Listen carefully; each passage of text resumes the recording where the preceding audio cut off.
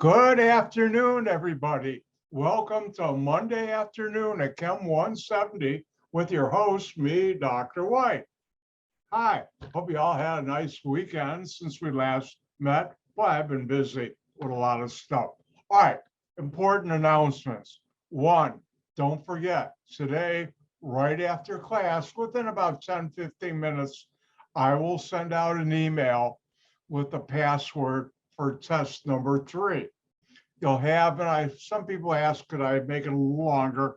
You'll have till 5:30 tomorrow afternoon to take test number 3 and upload your answers as a single PDF file to D2L. Now, it should take you about 45 minutes or less to do it, but take about an hour and a half, or if you need a little more time, that's okay. But don't include the time you take a picture or scan it and upload it. I'm talking about the actual time for you taking the test. All right, that's the first thing. Again, at the end of class, after about 10 minutes or so, I'll send out the email with the password for test number 3. It's on D2L.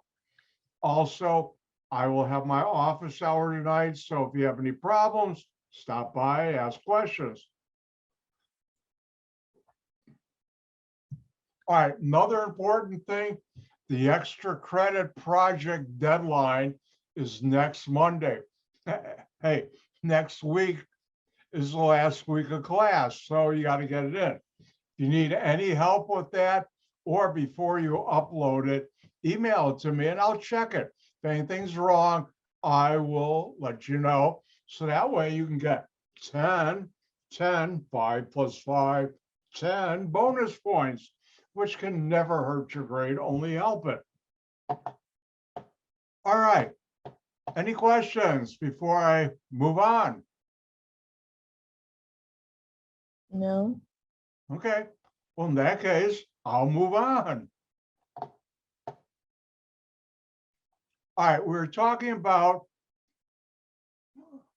fatty acids, which come from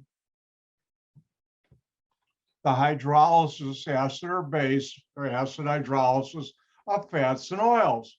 And something you should remember, let's back up a little. What's the structure of stearic acid? And that is this.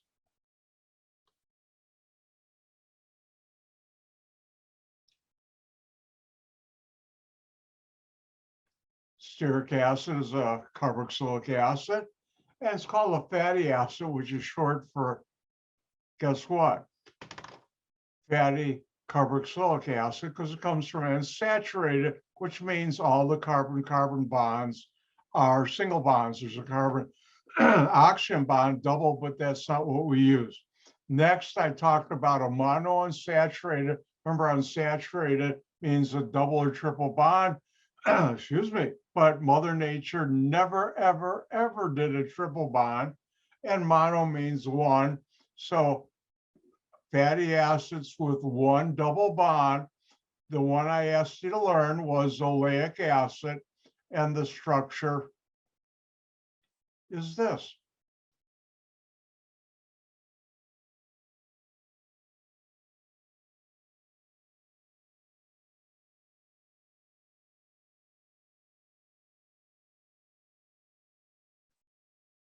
And notice we have a double bond, and this is C9, carbon number 9. 1 plus 7 is 8, makes that 9. And that double bond can be cis or trans. And I talked about last week, first of all, in case you want to write down oleic acid, on a test, if I ask you the structure of stearic or oleic acid, this is test 4, not 3. You should know that. Oh, that reminds me. All right, something at a game plan this week. Today, you'll take test number 1, hand it in by tomorrow. I'm going to try my best, and I should be able to do it, I hope. Please. But anyways, I should get test number 3 graded to you by Tuesday late. And Wednesday, I'll go through test number 3 answers. Also, I will go on Wednesday. I was thinking I was going to do it today, but I think Wednesday is better, gives you some time. On Wednesday, I'll go through the lipids or fats and oils problem set. And then on Thursday, I'll do the carbohydrates problem set. Yep, we're moving quick. And that happens at the end of the semester, even fall and winter. And I'll talk more about test 4 after you've taken test 3. And in summertime, the end gets, how should I say, a lot of tests. But that's the way I've done the course, and it's worked well for many students. All right, let's get back to carboxylic acids and fats and oils. Now, I talked about how because this fatty acid comes from the fat,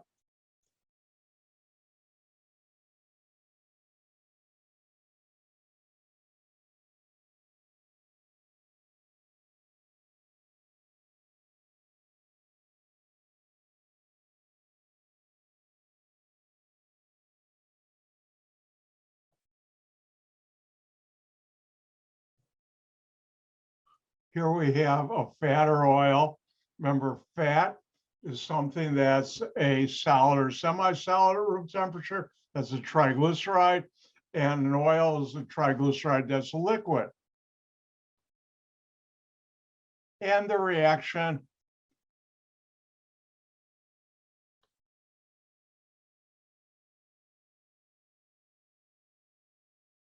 if I take a ester, react with acid and water, you get back the alcohol plus the carboxylic acid you would have used to make that ester. And oil chemists write this backwards. And if we take this,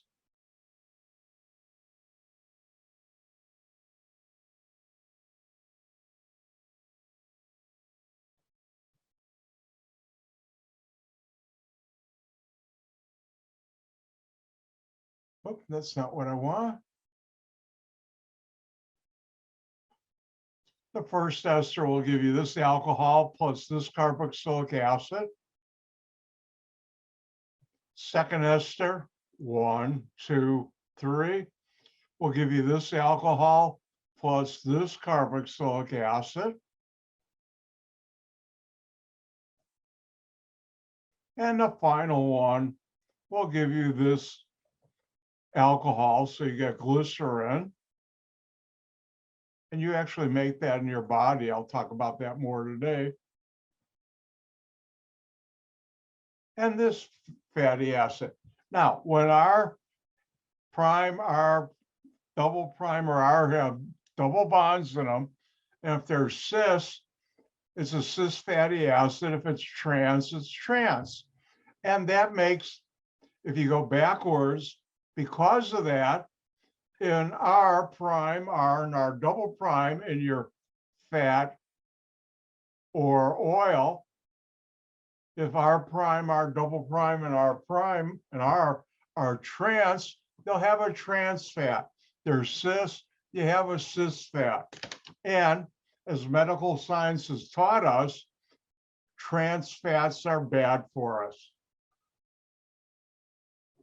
And I wanted you to be aware of that. All right, I talked about different fats and oils last week, but you should know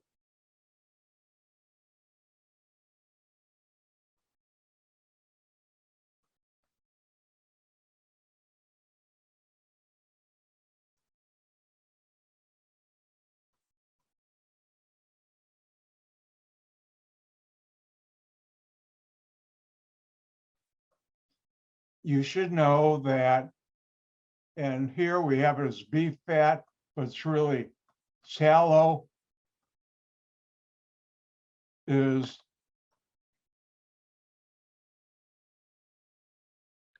beef fat, and yellow and white grease is pig's fat.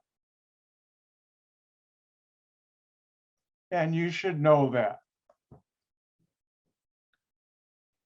Now, here's a table that I showed you, showing the different types of fatty acids, both saturated and unsaturated. The widely used ones are this one, this one, this one, and this one. And you find them in various commercial products. You see oleate, palmitate, stearate, laurate, not so much mysterate. But anyways, those are esters or carboxylate anions made from these fatty acids. And here I showed you how, say, if you looked at tallow, it's about a 50-50 mixture of saturated, unsaturated fats. If you look at something like olive oil or vegetable oil, it's highly unsaturated.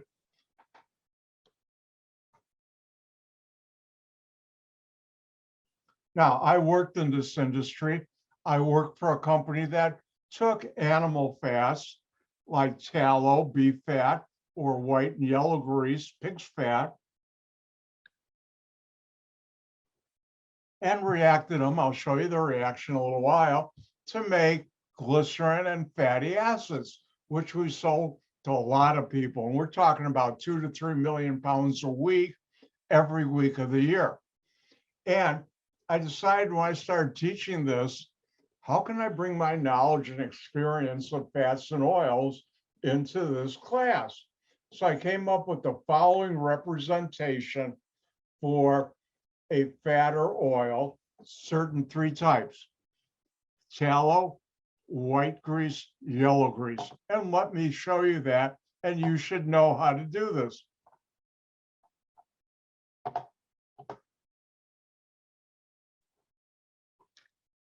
Now, tallow, yellow grease, and pig's fat, or white grease, which are both pig's fat, are about a 50-50 mixture of saturated and unsaturated fatty acids when you hydrolyze it.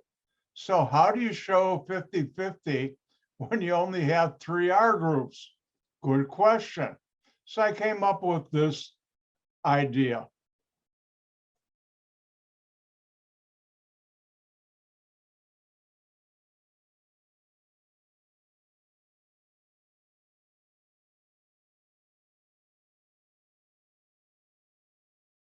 And this is the representation that I am using and you should use for tallow, yellow grease,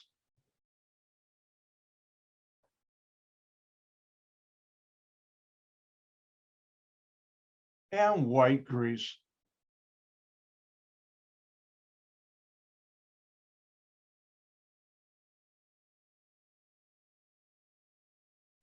And what this R sub S means is when you hydrolyze it, say with acid and water, we have 3 esters. Ester number 1 will give this alcohol plus stearic acid. Now, for this reaction, I'm going to use the R sub S, the carbonyl carbon plus R sub S, 18 carbon stearic acid. Carbon ester number 2, I'll get this alcohol. Then notice the R group is oleal. And I'll get oleic acid, and I use R sub O as the way of indicating that. And the final one, you'll get this alcohol plus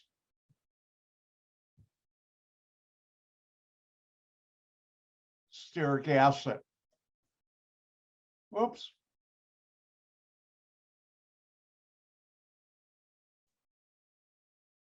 Now this you don't have to put down because we already have it. And on tests, I ask, what's the organic product or products? In this case, is glycerin,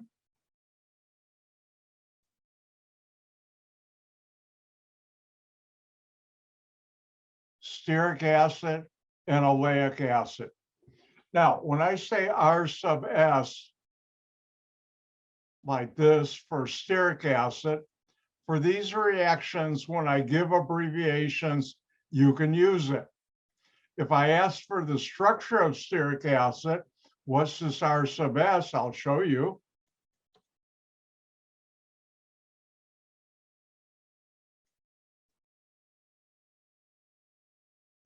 Oops.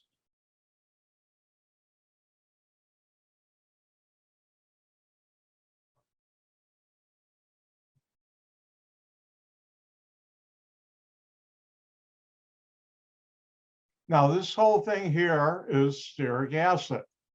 And when you abbreviate it like I'm doing here, this part is what I'm calling R sub S. But on test, if I give it to you like this, you can use the abbreviation. If I ask for the structure, you need to write it out this way. Now, let's look at oleic acid. Now, here's the abbreviated way for the reaction.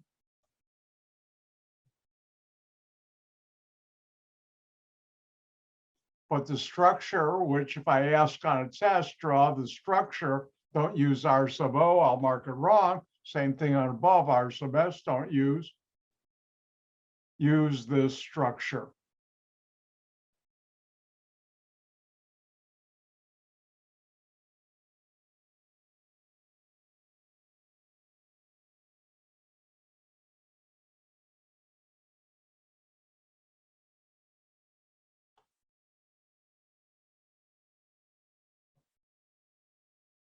And in the abbreviation above, this is what I mean by R sub O, not counting the carbonyl. All right, let's have a look at some important reactions. And now that you have a specific, all right, let's look at with fats and oils, hydrolysis of a fat or oil with steam, very hot water. That's what steam is. In a chemical plant, we use hot, high pressure steam, which is very hot, can kill you.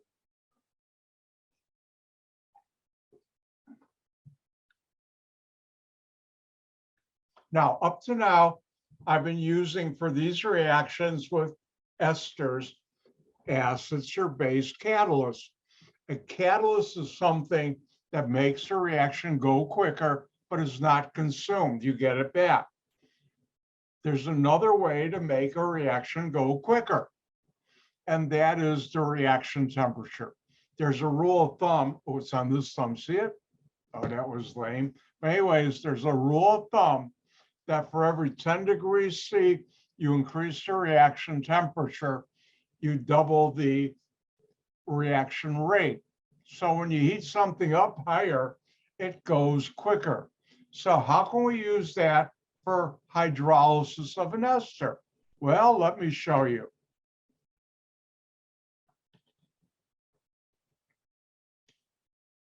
I'll show just for an ester.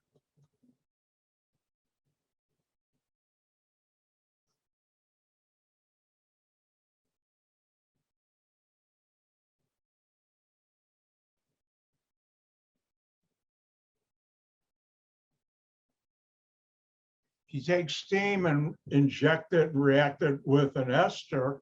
Steam is hot water. You're at a higher temperature with the water, and you get back just like acid hydrolysis, acid and water, but now you get back the carboxylic acid and the alcohol you would have used to make that.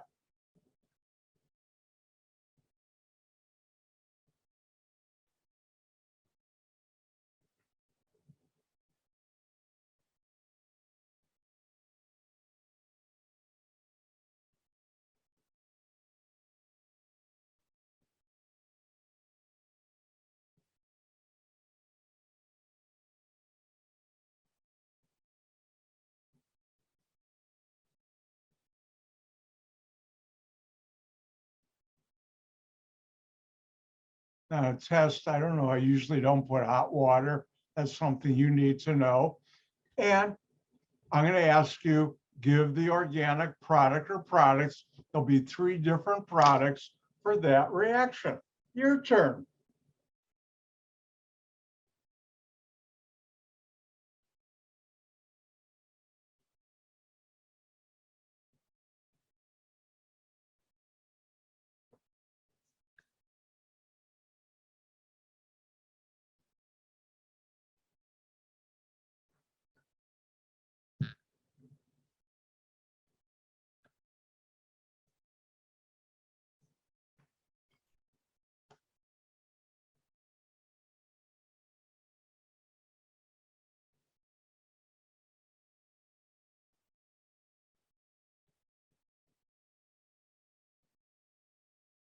And for those who came in late, don't forget, after class today and about 10 minutes after the end of class, give or take 10 or 15 minutes, I will send out an email with the password for test number 3. You have until tomorrow, 5 p.m. or a little later, to have it uploaded as a single PDF file to D2L.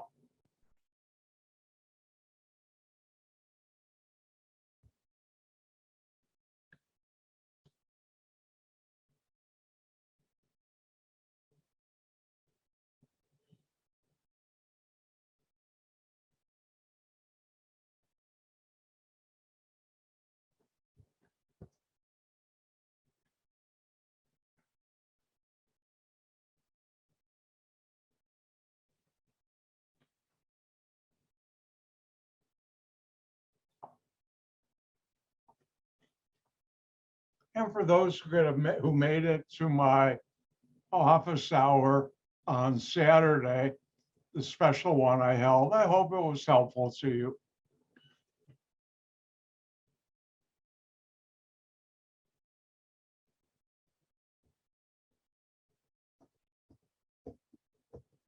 And when you're done, give me a thumbs up, or should I use the polling? Let's try thumbs up.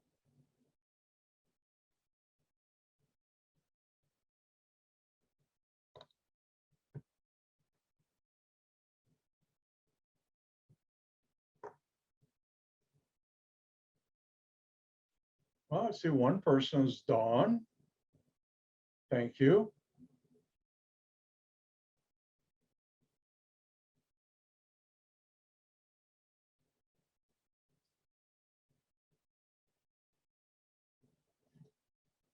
Remember, what I'm going through now will be on test 4, not test 3.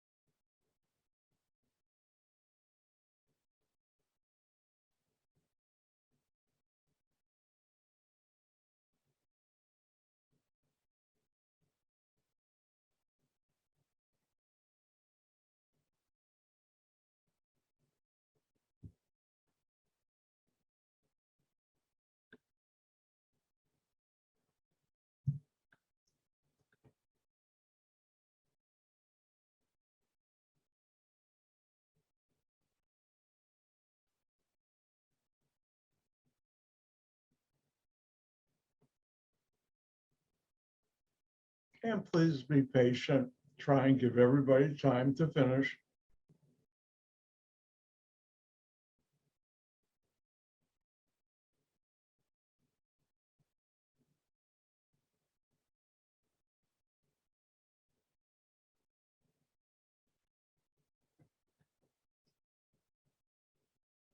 All right, let's get going. We notice here, what do we start with? A triglyceride, 3 esters, ester 1, 2, 3. Here's the general reaction. If I look at ester 1, the CH2 is the R, and R sub S is R prime. So I'll get this alcohol plus stearic acid, which I write like that. Ester number 2, I have this alcohol, R, which is connected to this. Remember, you don't break carbon-carbon single bonds. And here's my R prime, R sub O, So I'll get this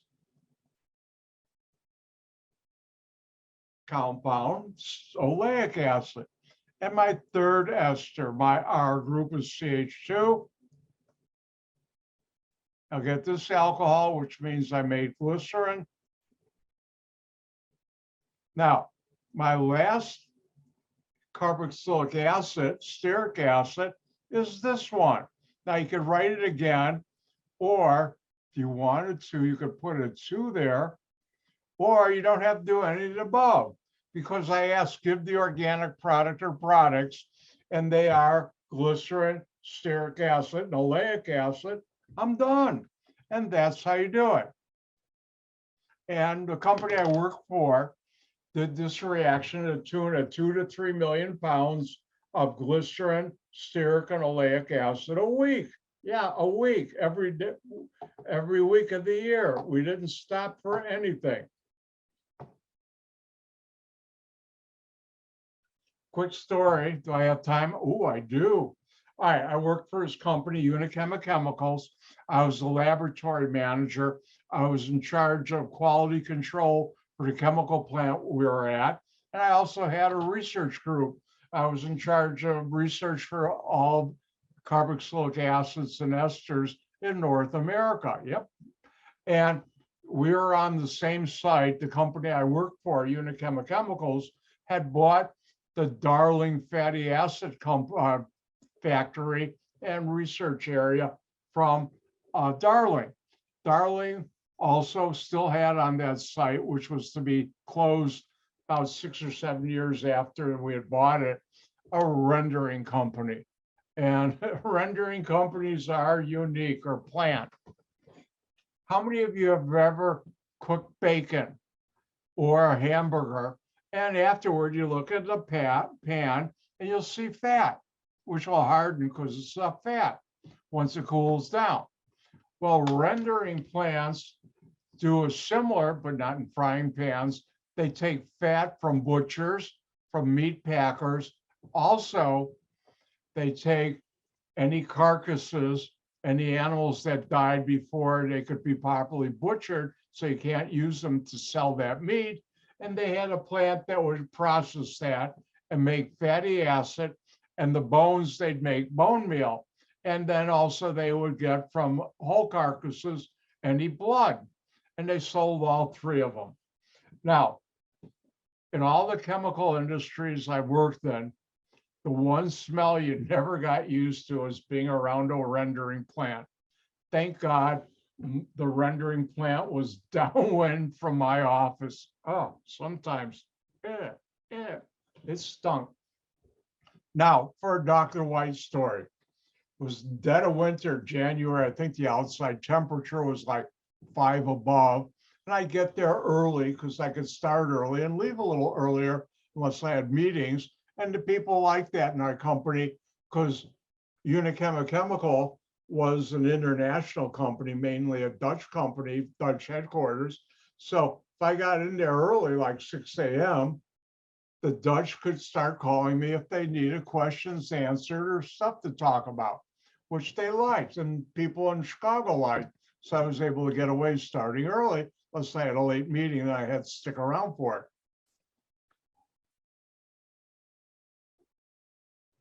Now, being a senior manager, all the workers had on the outside of the guard tower and fenced around the plant, the parking lot, and that was also fenced in. But being a senior manager, I got to drive into the plant, and I had a really nice parking space with an overhang and everything. So if it snowed, I didn't have to clean off my car at the end of the day if I went to go home, or if it rained, it kept the rain off. Well, anyways, I'm going in, the guard knew me, I waved to him, he knew me already, let me through.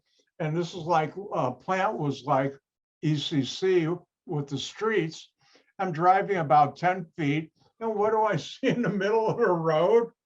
A dead cow, full cow. And it was on its back, frozen, with its legs sticking up. I looked, oh, that's a good way to start today. And I drove around it, got to my parking spot, went to my office, and called the plant manager from the rendering company that was still located on site. I said, I think his name was Bill. I don't remember, but I think it was. Bill, we got a problem. He said, what's wrong? And I said, there's a dead cow in the road. He said, oh, all right, no problem. I'll send a forklift truck to pick it up. We'll take care of it. And they did. But that's part of working for a rendering company or a company. And we used to get fat and oil delivered lots, a lot of tank wagons, rear row cars. And since the plant was located on site, the rendering, we also bought a lot from them because they just piped it over to our holding tanks in our part of the plant or site, really.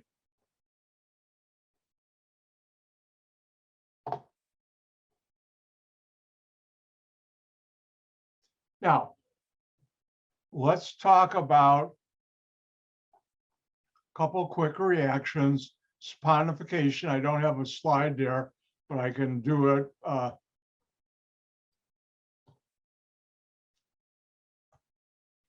This is one of the important reactions you should know.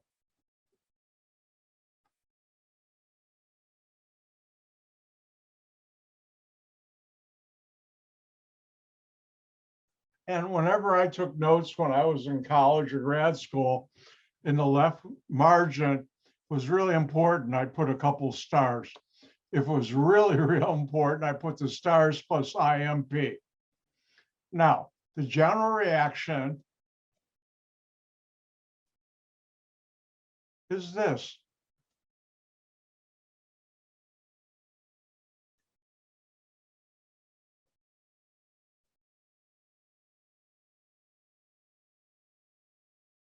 You take a fat or oil or ester, really any ester, acid and water, you'll get back the alcohol and the carboxylic acid you use to make that ester.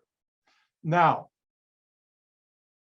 if you eat a hot dog or if you're not a veg or something with fat in it, you chew it and swallow it. What's in your stomach? Acid and water. And I would ask you, what's the product of this reaction? And you look at me and say, what do I do? Well, no, hopefully after I do this, you'll know what to do. What's the representation I'm using for tallow or yellow grease or white grease? It's this.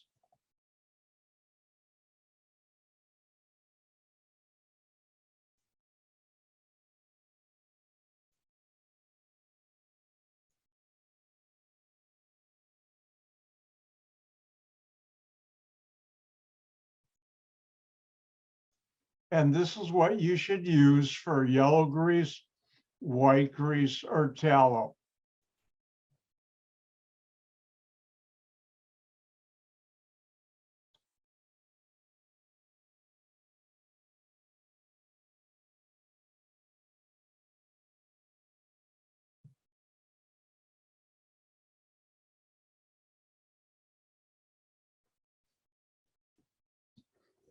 And acid from your stomach and water will make 3 products. It's your turn now to do it. What would be the 3 different products you get from that reaction?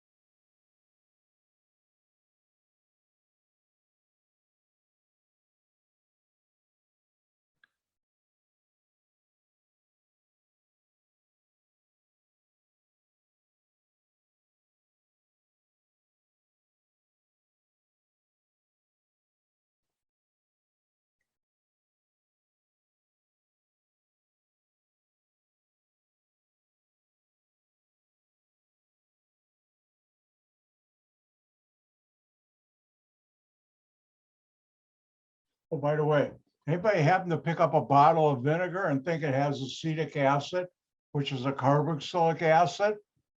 Do you happen to look at nail polish remover, ethyl acetate, which is an ester? Or did you happen to smell the flowers if you're out walking around this weekend? Or if you had any vegetables or fruits, that esters are responsible for taste and smell of many fruits and vegetables and many flowers to smell of. To do that,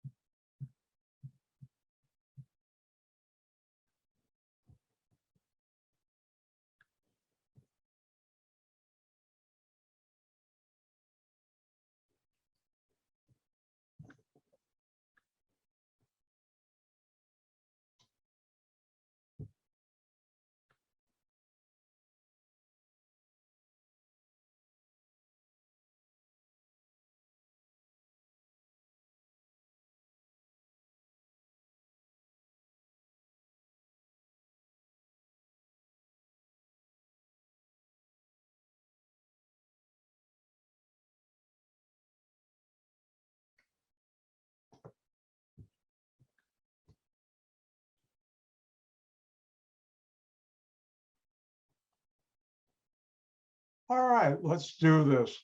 We look at this tallow structure that I have here. I have three esters, 1, 2, 3. We're doing this reaction. So first ester gives me this alcohol plus stearic acid. R prime is R sub S. Second ester gives me this alcohol plus my R prime is R sub O.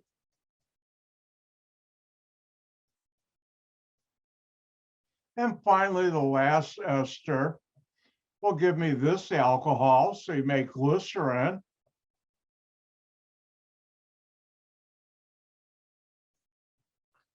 And you make stearic acid, another one of these, but I said give the product or products. So we'd make glycerin, stearic acid, even though we're going to make 2 of them. You don't have to put that there because you don't balance equations, and oleic acid. And that goes on in your stomach. And because of that,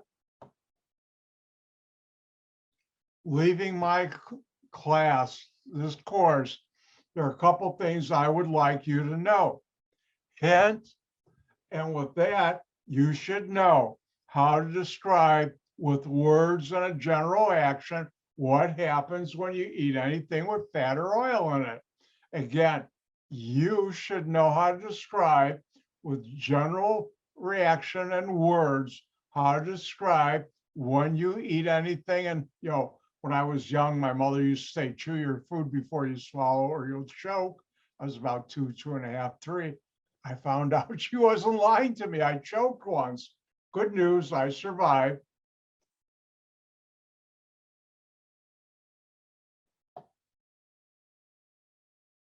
Therefore, you should know how to describe with words when you eat a fat or oil, something with a fat or oil in it, And you describe that by its acid, hydrolysis of, and what's the functional group in all fats and oils? Esters, of an ester.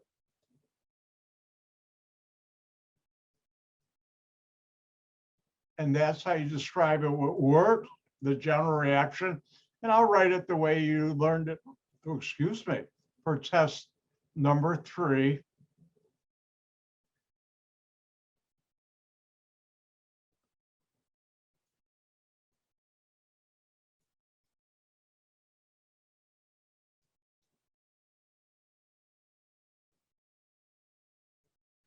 And here's the general reaction: acid hydrolysis of an ester. Ester plus acid and water gives you the carboxylic acid you would have used to make that ester, plus the alcohol you would have used to make that ester. And you should know this. And I'll go through it a couple more times before test 4. All right, let's move on. Now, we can also have saponification of a fat or oil. And saponification is the reaction of a fat or oil with strong base and water.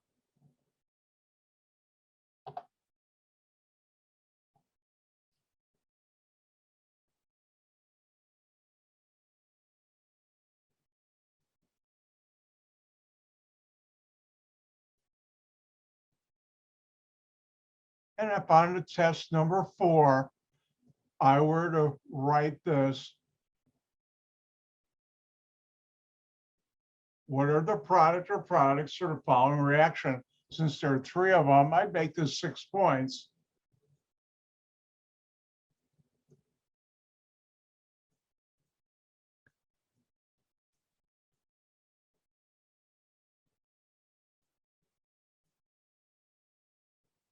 Now, how do you do that?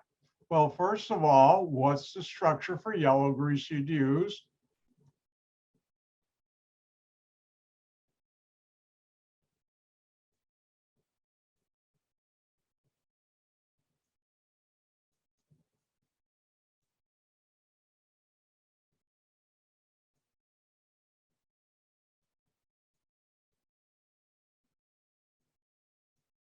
This. And the same you'd use for white grease and tallow. And you're going to react this, which is what this is, with sodium hydroxide and water.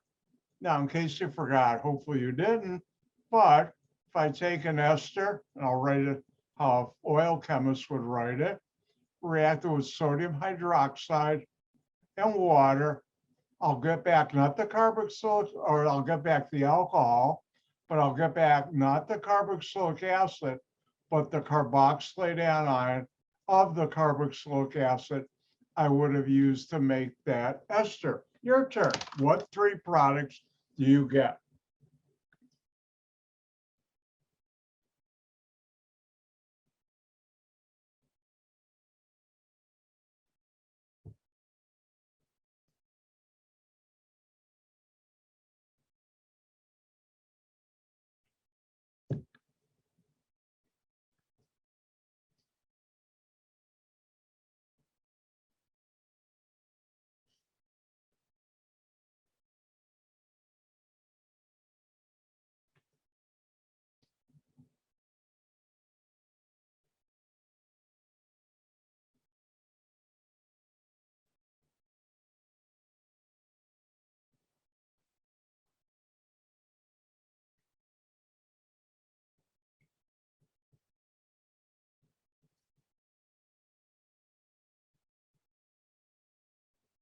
And don't forget, later tonight, I will be posting this. I've got my videos, and you also have a couple other semesters you can go back and watch too for this type of lecture.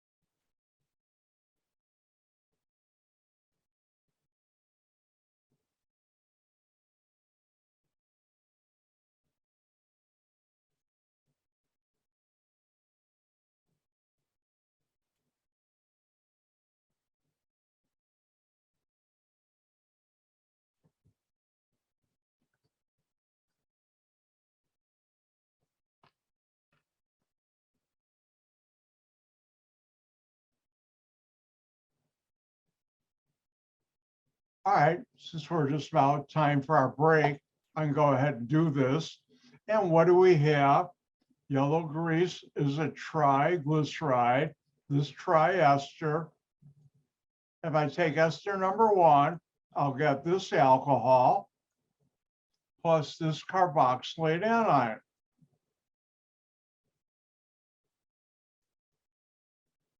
Because this is R prime. If I look at ester 2, I'll get, that's my R for the R up here. Or actually, where did I write it? Right here.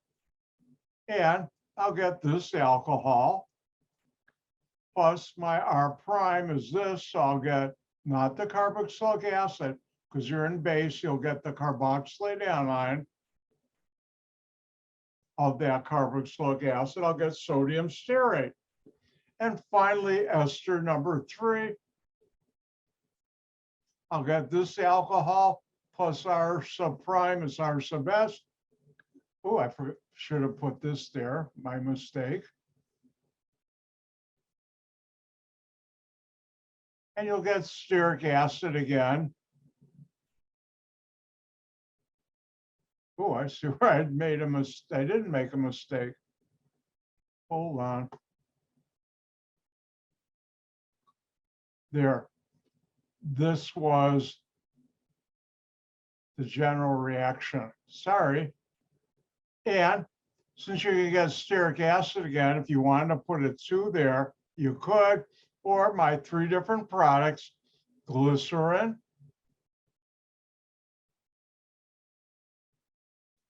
sodium stearate, sodium oleate. The reason they call this saponification of an ester is when you do that with animal fat, sodium stearate and sodium oleate mixture is bar soap. So on that point, I went a little over. Let's take a break, come back at 2, let's see what time it is, 57, or let's make it 2:58. And I'll see you in 5 minutes or so. I can get up and stretch. See you in 5.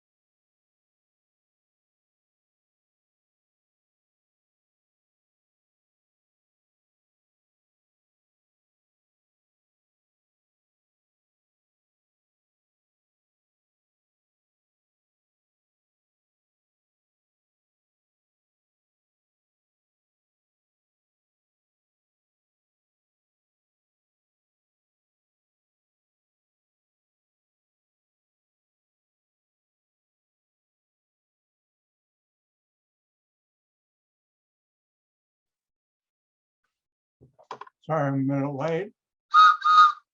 I had to get something. In a little while, we're going to have Dr. White's show and tell. All right, let's get back to, we were talking about fats and oils. And we talked about saponification of a fat or oil. Now, the last reaction I want to talk about in this chapter is hydrogenation. Now, see board. All right, I will. Now, for test number 1, you learned the following reaction. By the way, thumbs up, people. Can you see my whiteboard? Let me see. You should be able to. Can you see it?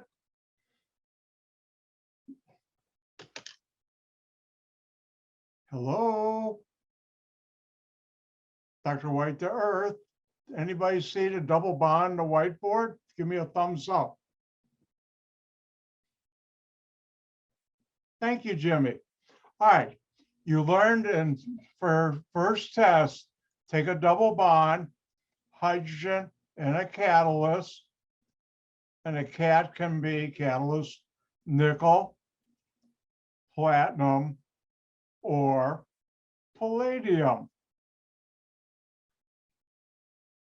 And what do you get? You get an alkane. You lose the pi bond. Now, let's do the following.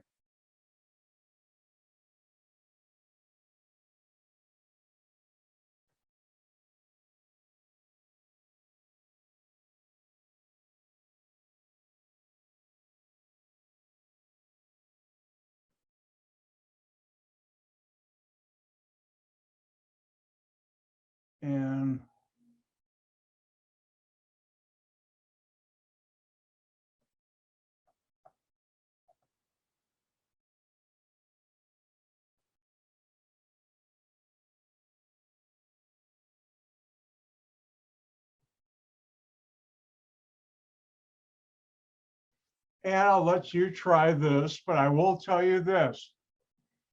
We take a carboxylic acid and react it with this part of it with hydrogen and a catalyst. Guess what? No reaction.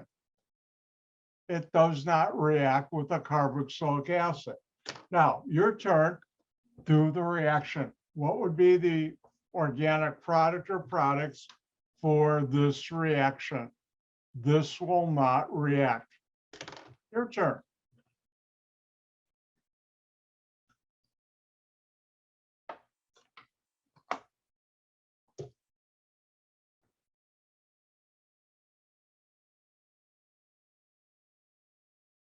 Oops.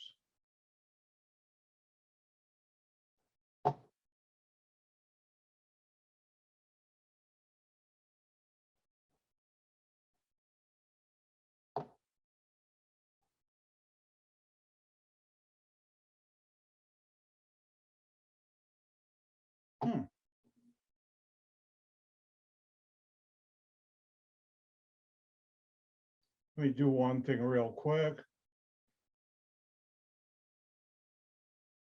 All right. I don't know why my bar didn't go down, but I just made it. So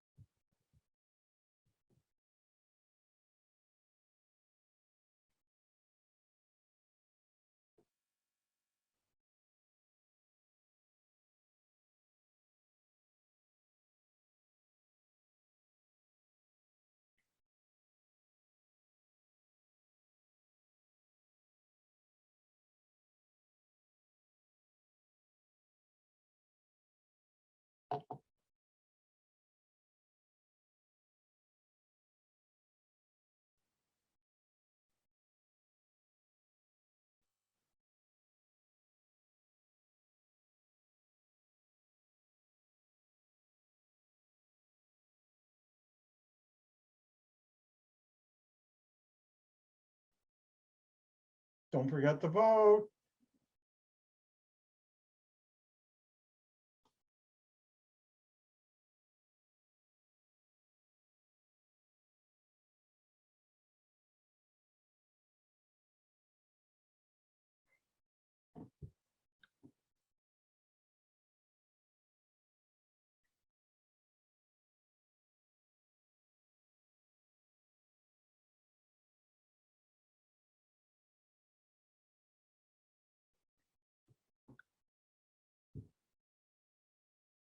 All right, let's get going.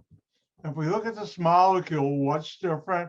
What's not a carbon? What's not hydrogen? What's not a carbon-carbon single bond? Oh, I've got a double bond there, and I've got a carboxylic acid. But the carboxylic acid does not react, no reaction with hydrogen. But a double bond will. So you break carbon-carbon single bonds? No. So I have CH3, then these 7 CH2. I'll break the pi bond. Each carbon gets a hydrogen. And then the rest of the molecule is still there. Now let's do a little counting. Oh, I forgot to put a 7 there. I got 7. Here's another CH2, 8, 9.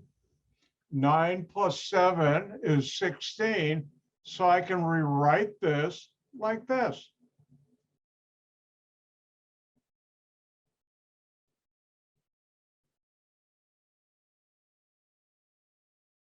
And what does this mean? If you start with oleic acid and you hydrogenate it, what's this? Stearic acid.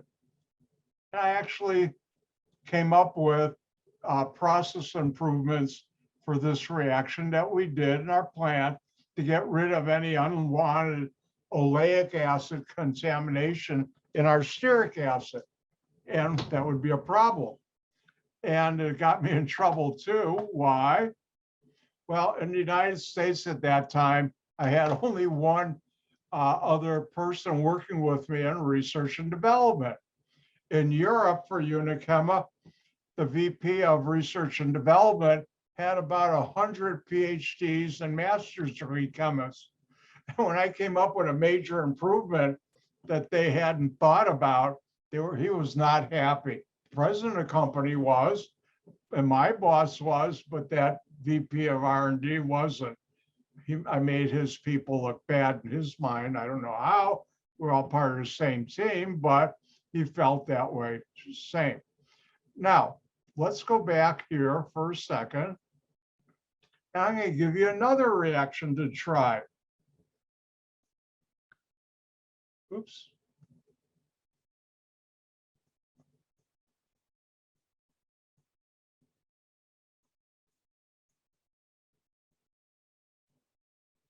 And the question is, you take that molecule, react with hydrogen nickel catalyst, what's the product you get?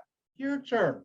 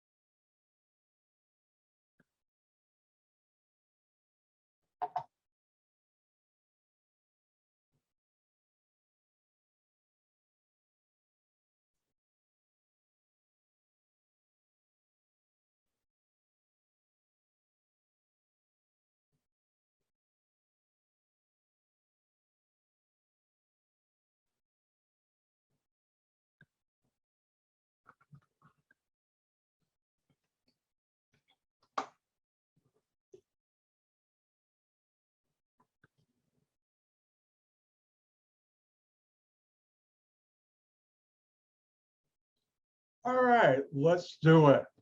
Now, what is this a representation of? R sub O in a carboxylic acid group? That's oleic acid.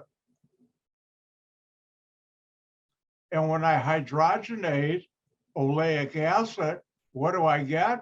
Well, we figured that out here, stearic acid. So the answer is this.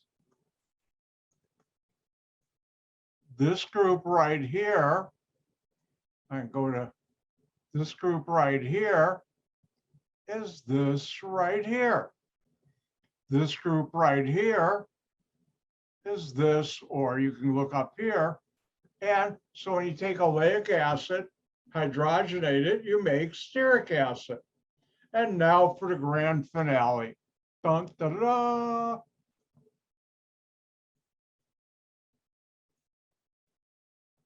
Vegetable oil is cheap. Cheaper than, I'll tell you something in a second what I'm comparing it to, and it's highly unsaturated, which means there's mostly oleal groups as the R group.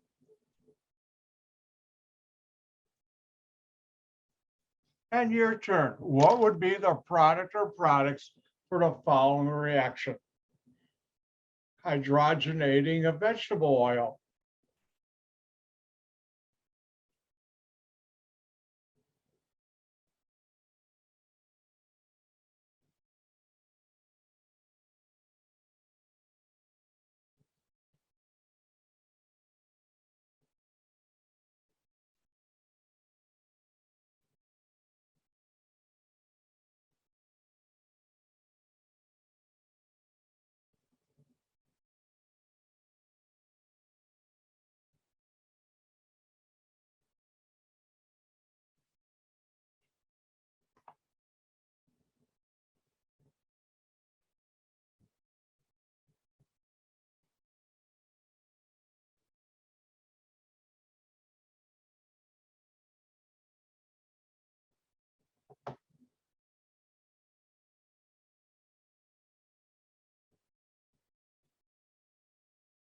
By the way, hydrogen does not react with a catalyst with an ester. Hydrogen does not react with a catalyst with an ester.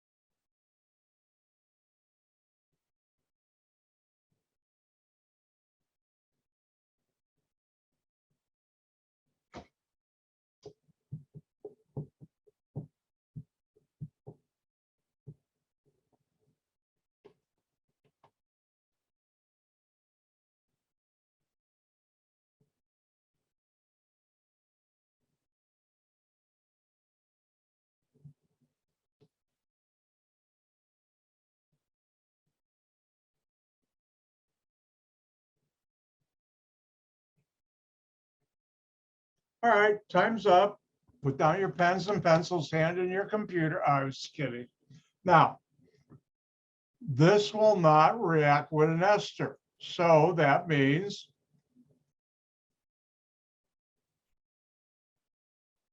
I'm not going to get rid of these esters. It doesn't. But in R sub O, there's this double bond, except this is connected as an ester.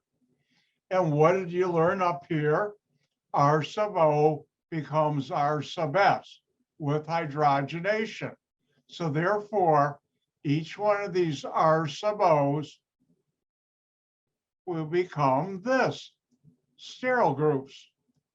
You've gotten rid of the double bond right here. Now, the question is, why do you want to do that? Well, I'll tell you why. You go to the store and buy butter, even before the pandemic, it was expensive. Now, if you go to the store, grocery store, and buy margarine, it's not as expensive as butter. It costs less. Well, how do they make margarine? They used to, they've changed it somewhat in the last couple of years. They would take vegetable oil, highly unsaturated fat, and hydrogenate it. And by getting rid of that double bond of saturated fat, that's what it's called, is instead of a liquid, no double bond, it's a solid or semi-solid at room temperature. Guess what? I can mix in some water, coloring, vegetable coloring or food coloring, yellow, and some flavoring. And guess what it'll taste like? Butter, and I'll call it margarine. And I can charge a lot more money than what I paid for the vegetable oil, which means I can make some money. And they did, and they do. Now, the bad thing is hydrogenated fats and oils are bad for your heart, mine too. And those companies didn't care for a long time, and they just liked making a lot of money. And now they've changed it so it's a little healthier, but it's still, well, as my doctor says, keep your triglyceride level down, less fats and oils. All right. It's time for you to get clean. Yep, get clean. Your hands are dirty. You want to get them clean. Mine are clean because what did I do to get them clean? I used soap and water and I washed them and they're clean. And if you want to get your clothes clean, you use the laundry detergent with water in the washing machine. Well, I like that washing machine. Anyways, agitator, the new hand agitator. Anyways, and you get it clean. How does soap work? That's organic chemistry. First of all, what's soap? It's show and tell time. Ta-da! This is my favorite. Oh, it smells good. I don't get any kickbacks. Dial spring water. This is good stuff. Now, you can't see the ingredients label, so I'm going to help. And let's go out to the internet.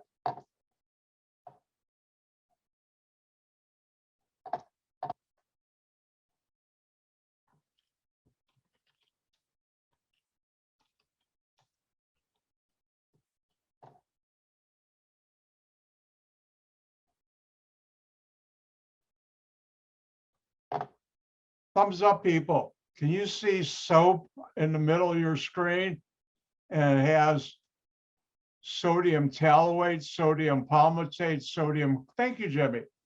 Now, these are all this carboxylate anions of fats. And sodium tallowate is another way of saying a mixture of stearic and oleic acid.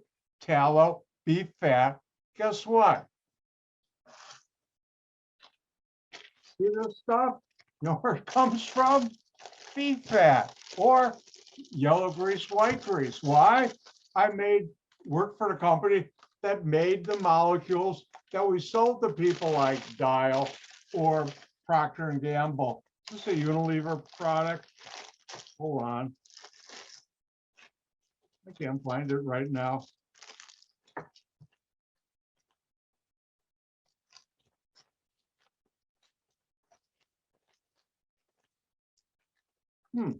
I think it's Unilever, but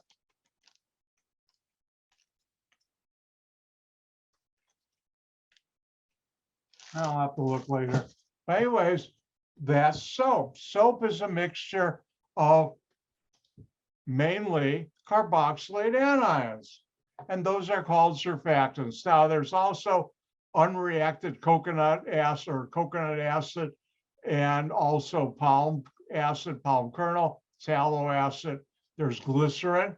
Now, PEG-6 methyl, let's see if I can get some more of this.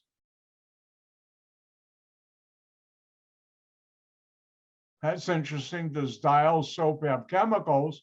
The whole bar is chemicals. And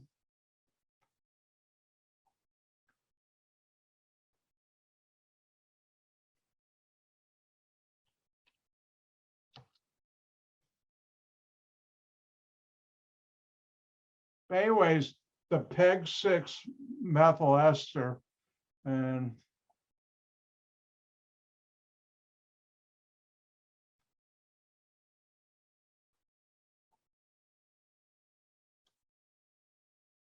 nope, I don't have it.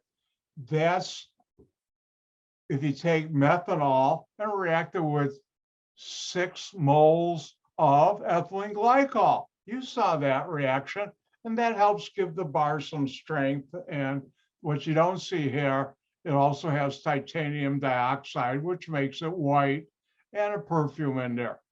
All right, let's go to one of the more important things I'll teach you this semester, how soap works. Hint, switches on. If it was a dial I could only turn to 10, I've just turned it to 30.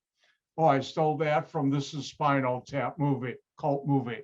But anyways, surfactants are molecules that react at the surface of different things. And how does soap work? All right, soap, and let me show you, you should know how to do this. I'm going to use my whiteboard.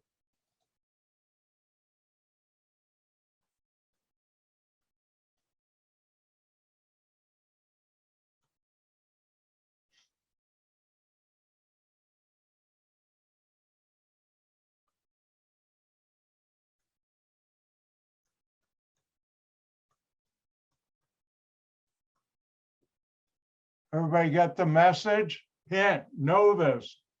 First of all, you should know the structure of soap. Soap has a nonpolar tail and a polar head.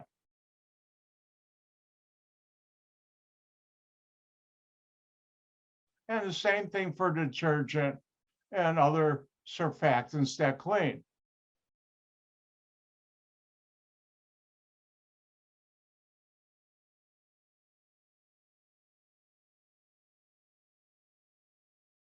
Now, if we look at sodium stearate or tallowate, this is a mixture of oleic and stearic. This carboxylate anion is your polar head. And this part you don't have to know. This you should. And the R sub T, 17 carbons with or without, plus this one make 18. That's why that's 17, is your nonpolar tail. Now, the most important piece of the puzzle, how soap works, is the following. Notice the large font. That's on purpose. And on a whiteboard in a classroom, I'd take up a good part of the whiteboard. Like dissolves like. And what is like dissolves like? It's a rule of thumb, meaning it's true 99 or 98% of the time. Things that are polar are soluble in polar things. Things that are nonpolar are soluble in nonpolar things. You mix two together, they won't mix. Well, what do you use when you're washing your hands, your clothes, your dishes, your hair, whatever, your car? Water. And water is the most polar substance in chemistry, in our planet, in our universe. Now, what are you trying to get rid of?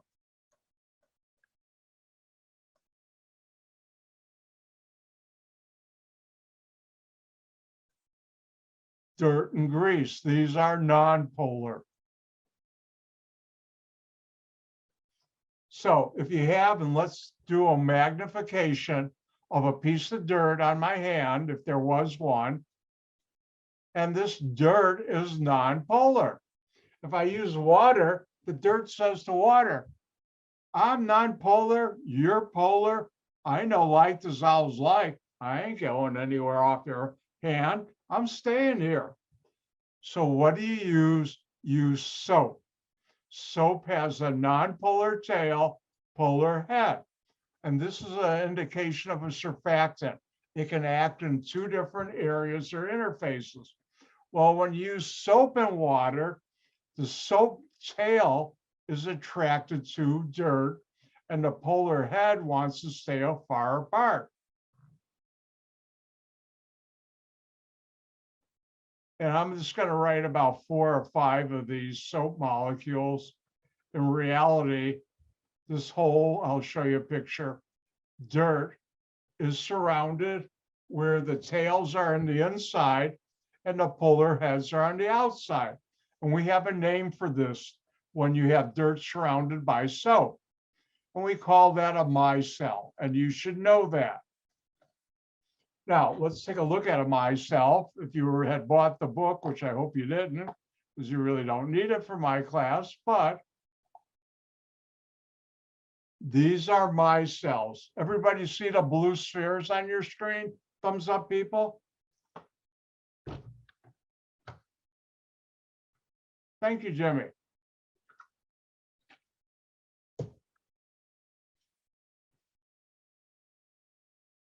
Now, in the middle there is the dirt.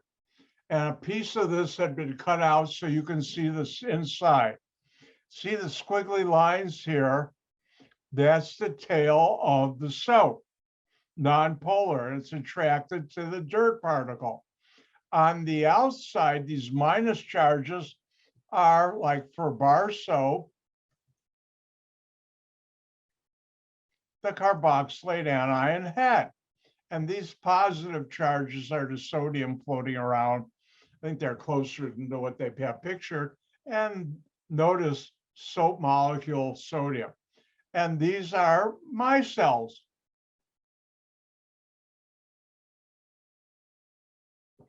Now, if we go back to our picture, water looks at the micelle, but you know water molecules have eyes.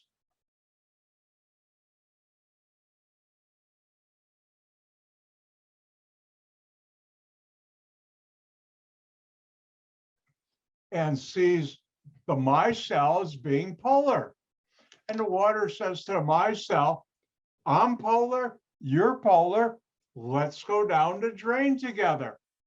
And they do. And that's how you get the dirt off your hands or anything else. Same thing with grease. Now, laundry detergent and dishwashing detergent are slightly different, but similar in the sense they have a non-polar tail and polar head, and they surround the grease and dirt or food and help that clean your dishes. Or if you're cleaning your hair with shampoo, same thing.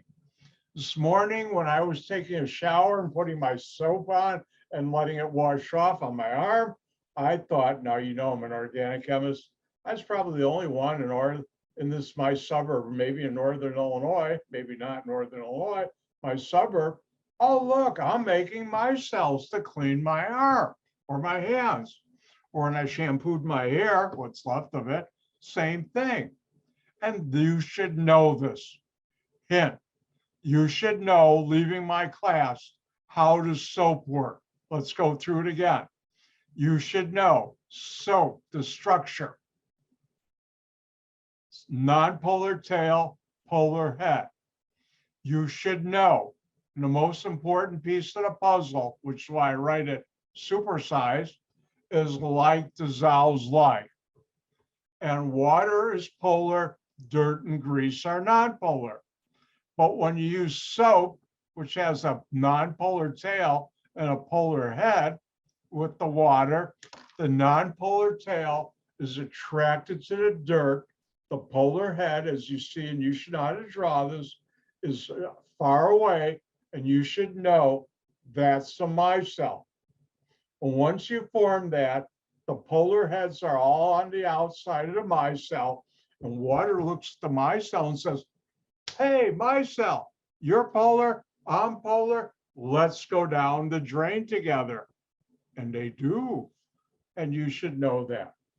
Now, an interesting thing, it's been a number of years ago. One of my Chem 170 students, she came up to me, had this ad from a magazine, said, Dr. White, look at this new product, which has gone on to be a a whole group of new product area.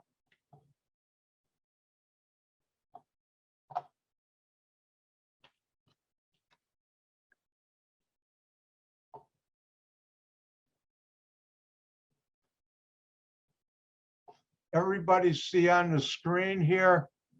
Oh, let me pick on one. Can you see the micellar cleansing water? Everybody see that? All right, this is a product used by women. I guess guys could use it too. And it helps really clean your skin on your face and everything, especially with makeup and other things. And it's called micellar water. Guess what? There's no micelles in that water. Let's go back and look at some ingredients. And here we have aqua water and different molecules that help. And the disodium cocoamphothioacetate is your soap, and other things that help get the whatever off your face you need to. If you're a woman, your makeup and other things. And this works really good, I've been told. I've never used it, but guess what? There's no micelles in micellar water. What there is soap and stuff, and once you use it to clean your face, then you're going to make micelles, and it works real good, I've been told. All right, let's go through this once more. You should know, it even says it in red on the screen. Know this. How does soap work?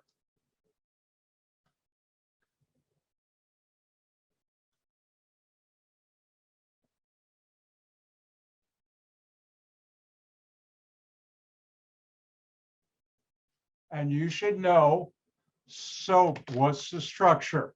Non-polar tail, polar head. The most important piece of the puzzle is like dissolves like. And what does that mean?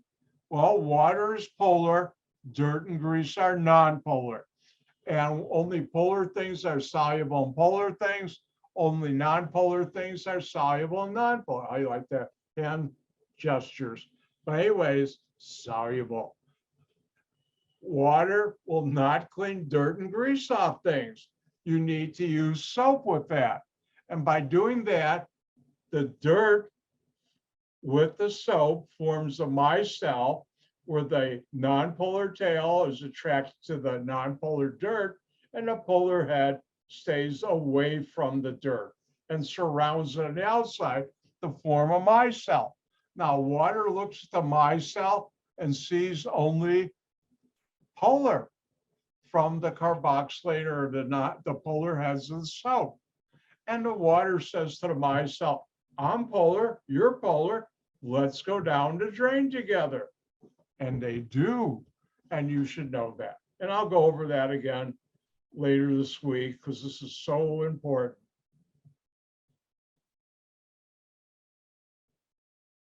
And there are different soaps and synthetic detergents.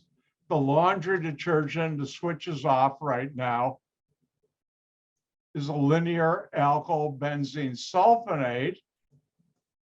And this was developed at the end of World War II and became popular in the 1950s.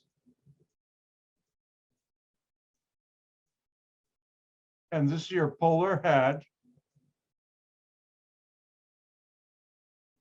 And this is usually 9 to 12 carbons are. And this is your non-polar tail.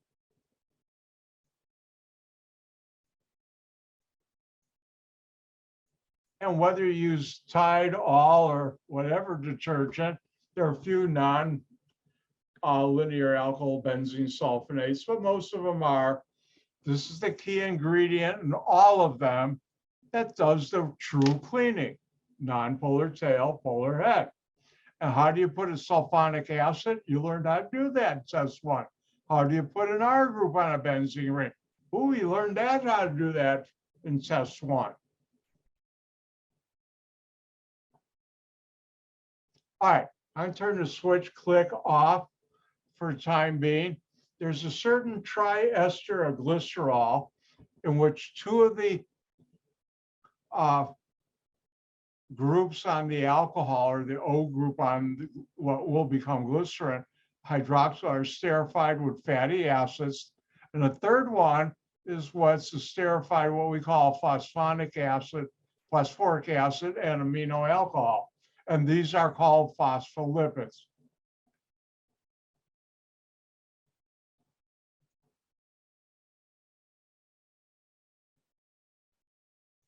Again, switches off here, but I thought you'd like to learn about some neat stuff.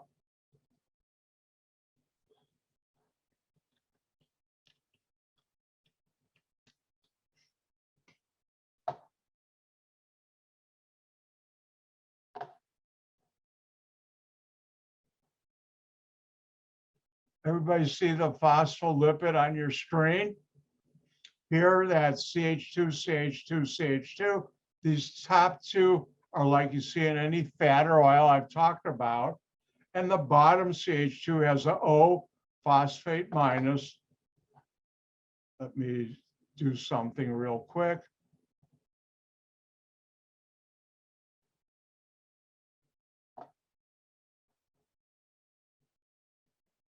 Here's a better drawing of it. And then you have CH2, CH3, and a quaternary ammonium salt. Now the anion is the phosphate here, and this is called Zwitter ion, Zwitter meaning two ions of different charge in the same molecule. And this is a polar head right here, and this is your nonpolar tail. And this is a very important surfactant.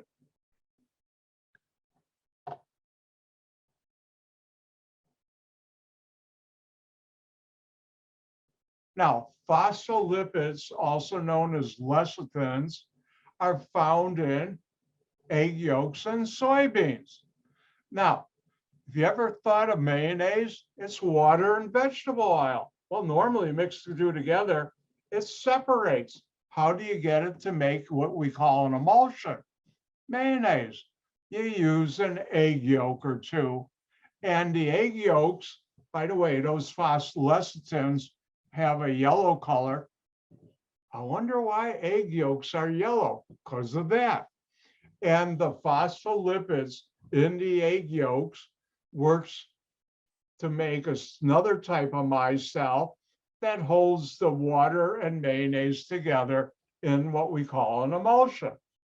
Now, soybeans are high in phospholipids. And this is a personal observation of mine. When I eat a lot of soybeans, and at times I get away from it, that's the shell that edamame in different dishes, guess what? I think better and I sleep better because it's affecting my brain, the phospholipids. And that's just my own personal thing. I don't know if it works for everybody like that, but surfactants play an important role in our body. All right. Switches on. Oops, click on. And let's talk about something first before we talk about the steroids.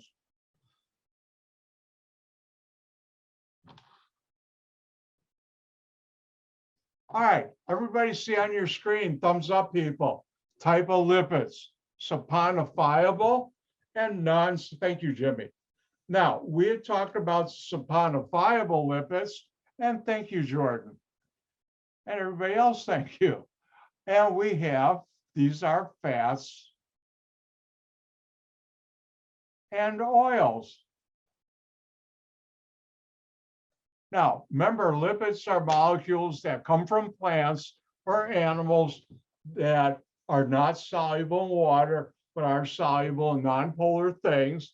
And when you take a non-saponifiable lipid and react it with base and water, no reaction. What are they?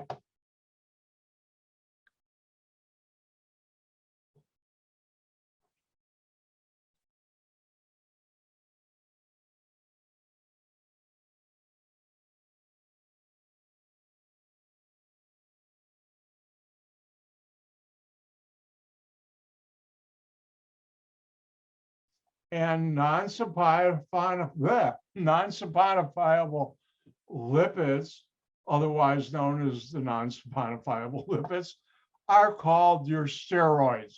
And steroids have a ring system. All steroids, which is also known as your hormones. Yep, we're getting into serious stuff now.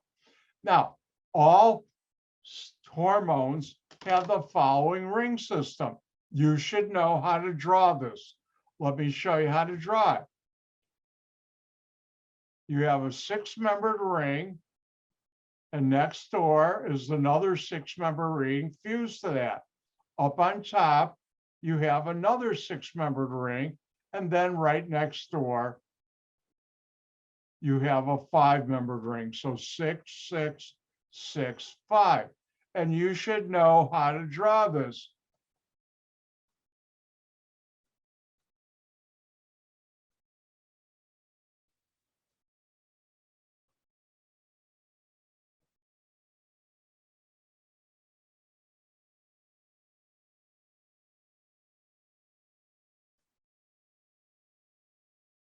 Now, the top one I did with my drawing software, ChemDraw. It looks pretty. The bottom one doesn't look too bad, but it'll never look like the software drawing. And you should know how to draw this. All your hormones, all your steroids have the 6, 6, 6, 5, all of them. And those are your hormones in the book, and I have no idea what this means, are known as your chemical messengers produced by the ductless glands. Oh, I didn't know I had glands that had no ducts. Oh, I'm gonna have to buy some. Ooh, that was awful. All right, let's go out into the internet.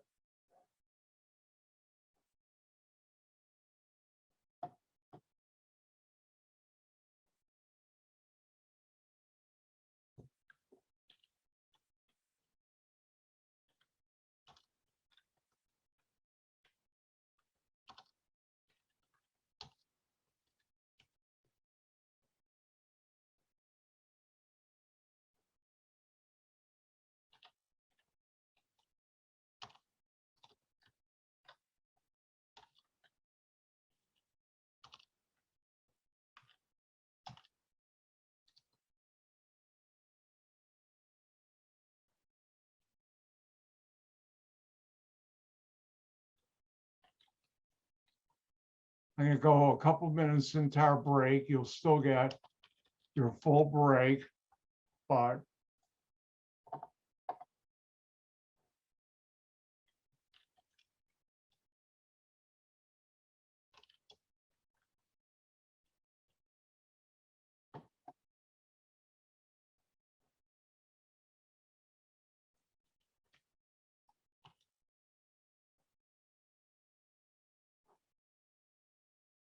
all right, I'm ready for the slideshow, but first, a message from Dr. White. I'm going to talk about some things. I'm just showing the chemistry. In no way am I taking any kind of moral stance for or against it, especially considering what's happening in our society right now. All right, let's look at, I'm going to go a couple minutes and I'll go to 3:50. Then we'll take our 5-minute break. Hang in there, you can do it. Now, if you look and give me time to move this over, everybody see that structure on the board, on the white on your screen? Thank you, Jimmy. And this is testosterone, a male hormone, 6666. Now, these wedges show stereochemistry. At the end of a wedge with no letter, that's a methyl group. Notice in ring A is right here, carbonyl, ketone, and a double bond. And ring A, B, C, D, you have an alcohol. And this is one of the male hormones that allows my beard to grow and other things if you're a man.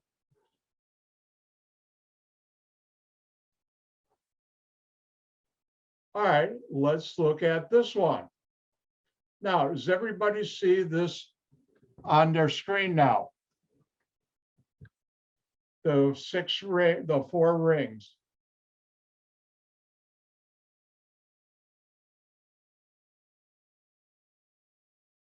I better check. Yep, you should be able to see it. This is progesterone. It's one of, thank you, Boris. It's one of the female hormones. Now look in the A ring, it also has a ketone and a double bond. But in the D ring, in testosterone right here, we have an alcohol. Here we have carbon, carbonyl, carbon, and the line is a methyl, a ketone. So does that explain everything between men and women? Men are alcohols and women are ketones. Huh? All right. All right, now let's continue on. Now this is called estradiol, di-2-OL alcohols. Oh, you've got a benzene ring with a hydroxy group phenol, and up in the D ring, you have alcohol. This is the hormone that controls a woman's monthly cycle. This is the molecule that controls the monthly cycle. Now, it's expensive to isolate or make, very expensive. Somehow, years ago, pharmaceutical company found out that if you take a cheap molecule with a similar structure, modify it slightly, a woman's body can't tell the difference. And what's that molecule? A phenyl estradiol. You have a ketone, you do a Grignard-like reaction with a triple bond, and you make this. This is cheap to make. And birth control pills use this molecule to mimic estradiol. And by putting different levels throughout the month, it controls a woman's period. And even if she gets pregnant, this will kick in her period, which you can't get pregnant then, or I'm not going to go into the medical stuff. But this is inexpensive to make. And because organic chemists came up with that, we now have birth control pills. And I'm not saying I'm for or against, or you should be, but that has changed our world. Because birth control pills allow women who want to use it to control whether or not they get pregnant, which is a tremendous important thing for a woman to have control of. And that's changed our planet. And with that, any questions? But you should know for all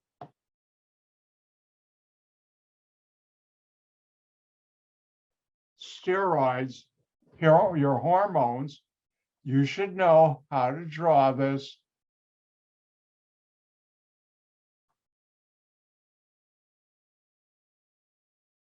Six-membered ring. Next door, a few other six-membered ring. Up here at 12 o'clock high, another six-membered ring, and next door, a five-membered ring, 6, 6, 6, 5. You should know how to draw that. With that, it's time for a break. We went a little longer, but I wanted to finish this. Come back at 3:55, and I'll see you in 5 minutes. I'm going to take a break. See you in 5.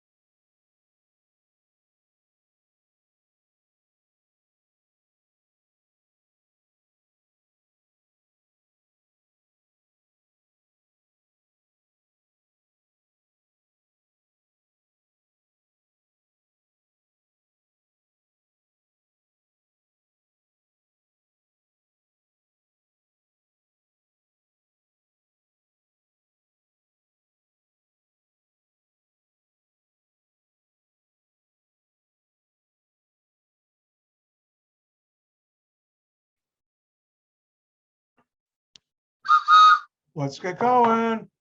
Sorry about the delay. Or wait, all right, guess what? We finished that chapter, which means we're done with lipids and detergents. So it means a new chapter time. I better warn you about this new chapter. It's dangerous. It's carbohydrates, and it can be very fattening if you're not careful. And let me open it first, and we'll get into it.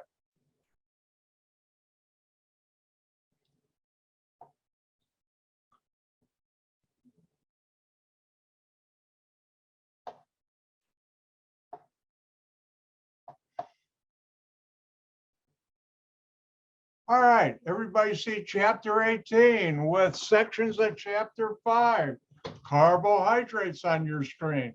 Give me a thumbs up if you can see it.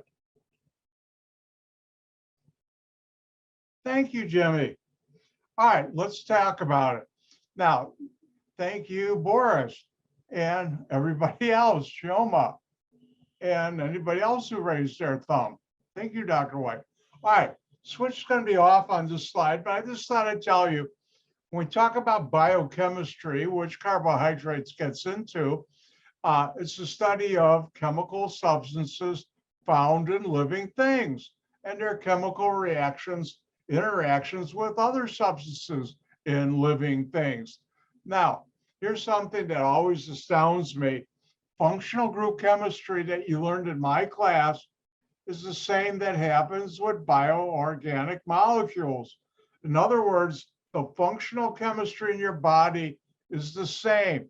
There's no magic, doesn't go pookie, pookie, pookie, just because it's in something that's alive. And a biochemical substance is just another name for a chemical found in something that's alive. Now, let's talk about carbohydrates. You should know, what is a carbohydrate?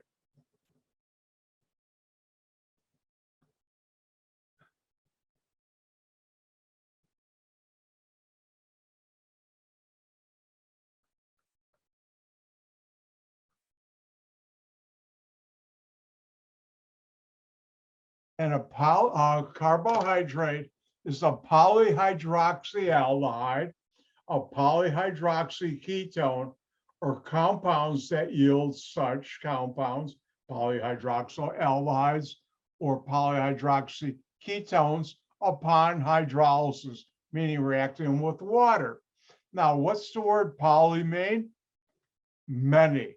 Hydroxide is OH, alcohol, and aldehyde, you learn,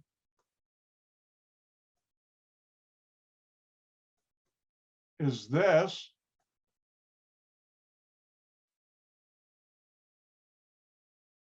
But if you go back to my slides for that chapter, you could also write an aldehyde like this, and my software does.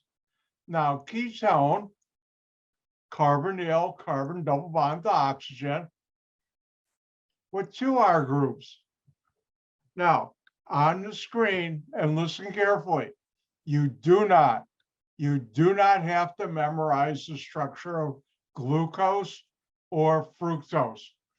Glucose is a polyhydroxyaldehyde, notice 1, and this is called the Fisher representation or structure. Every intersection in a line is a carbon. I'll teach you more about Fisher drawings or representations a little later in this chapter. And if we look here, we have 1, 2, 3, 4, 5. Well, sorry, hold on one second.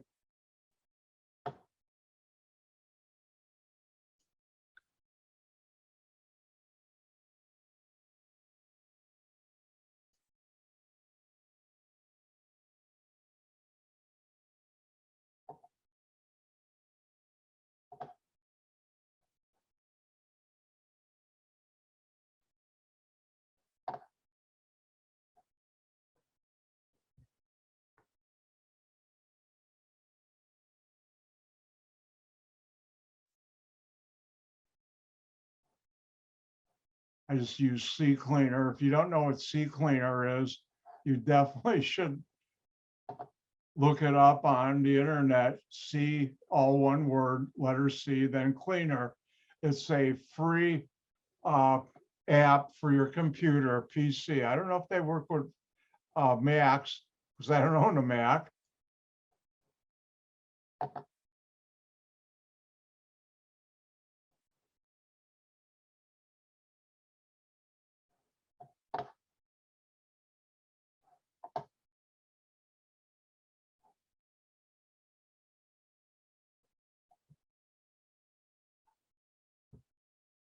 All right, we're back in business. Sorry about that. I'm waiting to get my new memory, more memory installed in this machine. There's been a delay, but anyways. All right, let me open this up so you can see it again. All right, now, if we look at glucose on the left, every intersection is a carbon. So notice this has 6 carbons. 1, 2, 3, 4, 5, 6. And it has 1, 2, 3, 4, 5 alcohols, OH group on a carbon. And here we have an aldehyde. And that's the structure of glucose. And I'll teach you later, that's the most abundant sugar. This is also called the sugar, but it is a carbohydrate because it has many polyhydroxyl, and then it's an aldehyde. Now, if you have a ketone, carbonyl, carbons here and here,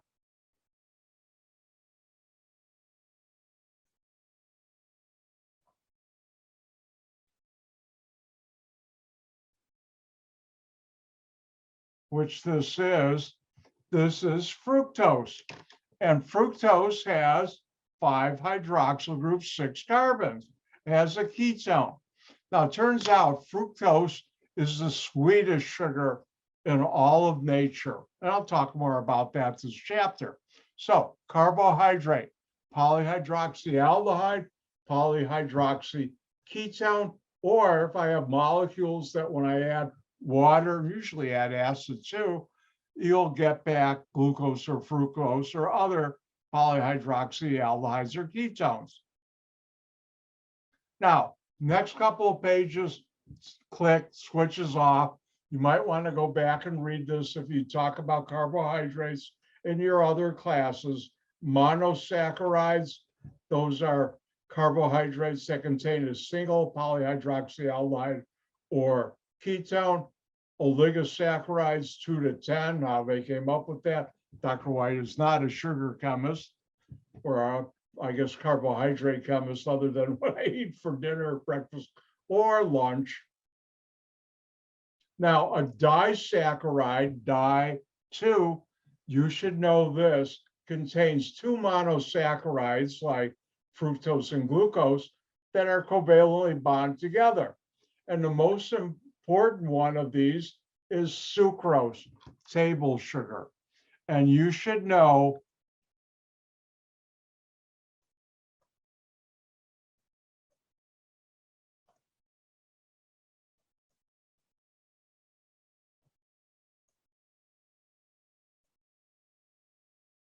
that sucrose is table sugar, and turns out sucrose, and I'll go over this again, is a glucose molecule bonded to fructose. And I'll cover this again, but you should know these. That table sugar disaccharide is called sucrose. You know, the white stuff you put in your coffee, tea, or when you cook with it to make things nice and sweet, that's sucrose, glucose, and fructose held together. Now, again, switches off other than that sucrose. Polysaccharides, poly means many, carbohydrates made up of many monosaccharide units bond together in a polymer, like a freight train. And we have a name for a lot of the polysaccharides. What's that name? starch. And they're different starches. If you like the good things in life, which unfortunately Dr. White does, like baked potatoes, rice, or potato chips, French fries, or pizza, the pizza bottom shell, well, there's another name for that. Anyways, and those are all starches, which Dr. White likes. They're fattening. Anyways, now, in order to talk about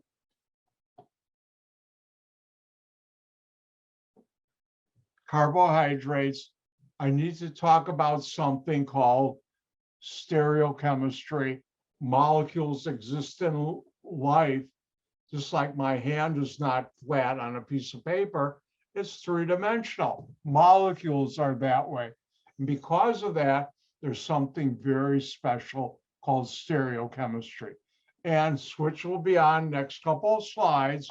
And I need to talk about stereochemistry.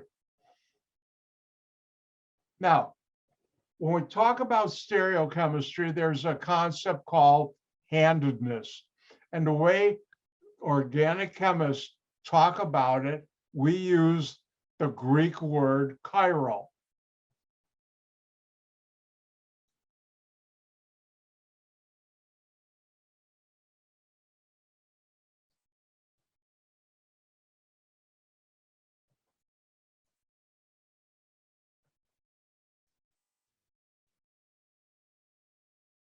And you should know chiral means handedness in Greek. And chiral, just like your right and left hand are really different, I'll teach you that in a little while, molecules like carbohydrates can exist in two different forms like right and left. And we call that chirality, which is the title of this chapter 5. Now, when we talk about chirality, there are two types of images you need to know about. And how many of you have ever stood in front of a mirror and looked at it? If you were to take your right hand and hold it in front of the mirror, you know what you'd see? Forget about the ring, it wouldn't be on there, but you'd see this. Your hands are mirror images. I have a homework assignment for you. I'm going to assume all of you have access to a mirror, either in your own home or if you go into any, at least the men's room, and I've been told this by women in the women's room too, in any public restroom, they have mirrors. If you hold your right hand up, you're going to see the reflection of your left hand. They're mirror images. Oh, by the way, I can't resist. Everybody know what this is?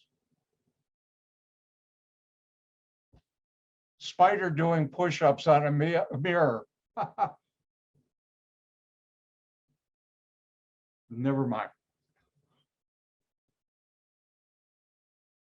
Now, when we've put an object in front of a mirror, there are two types of mirror images you can have. One is superimposable. That means if you have the object, like a little round ball, and you have the mirror image, they superimpose. Every particle or dot or part of the items superimpose. And, oh, I better warn you, I'm going to be doing some artwork. My mother was a very good amateur artist. My father was a really good, very good carver artist too. That was their hobbies. Not one iota of it ever rubbed off on me. No, never had any inkling of going to art school. So I better warn you, I'm going to be drawing some things, and be careful. Don't laugh too hard that you break a rib. All right, let's say you put a piece of a completely round rubber ball in front of a mirror.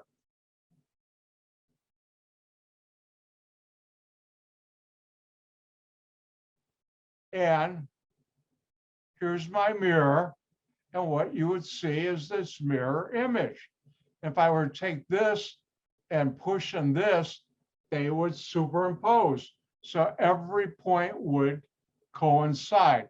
So one type of mirror image is superimposable mirror images. All the points coincide. Now, the other type is non-superimposable. On a test, I'll never ask you what's superimposable or non-superimposable mirror image, but for definition I can give you later, you've got to know how to apply this. Now, non-superimposable images are where not all points coincide when the images, the actual object and its mirror image are laid upon each other. And I can do a quick demonstration of that. My right hand, my left hand, they're mirror images. Forget about the ring, hold on. Rare thing, Dr. White's not wearing his college ring. They're mirror images. See? But if I try and superimpose them, I'll do my index large center finger. Well, that's superimposed, but my thumbs are out of alignment. My pinkies are out, all my other fingers. All right, I'll do my thumbs. Uh-oh, nothing aligns. I'll do my pinky, nothing else aligns. So your hands are mirror images. If you don't believe me, stand in front of a mirror, do this. You'll see this reflection, your left hand in the mirror. Try it, you'll be amazed. But they're non-superimposable. Get this back on, this is important. Anyways, so there are two types of mirror images. Superimposable, you can take two things like the balls and push them together, all points coincide, or non-superimposable like your hands, mirror image, but you can't line them up. Notice my thumbs are, oh, they're not lining up. They don't. Oh, quick, first time, second time I taught this class years ago. Why are students having trouble with this? And somebody said, and I'm always the first one down in a spelling bee, they looked at my slide and they said, you don't have superimposable and non-superimposable, you have superimpossible and non-superimpossible. Ah, that's why students are having trouble. I made it impossible.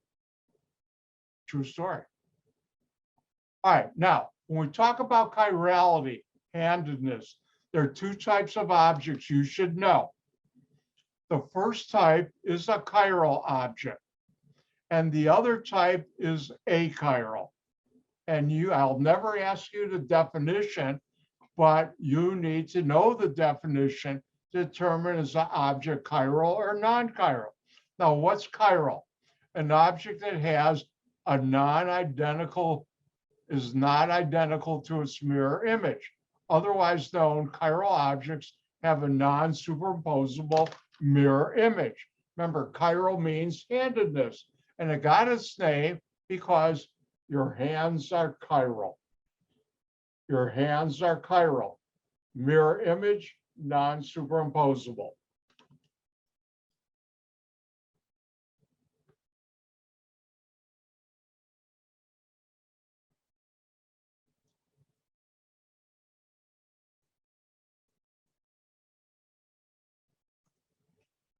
Now, an achiral, the prefix a means without, achiral, without handedness. And what that means is an object that's identical to its mirror image. That means something that has a superimposable mirror image. An example, the two perfectly round rubber ball as mirror image are superimposable, and we'd call those chiral objects. So let's review that. Chiral object, non-superimposable mirror image. Achiral, A means without handedness. That means a superimposable mirror image. And let's have some fun with this.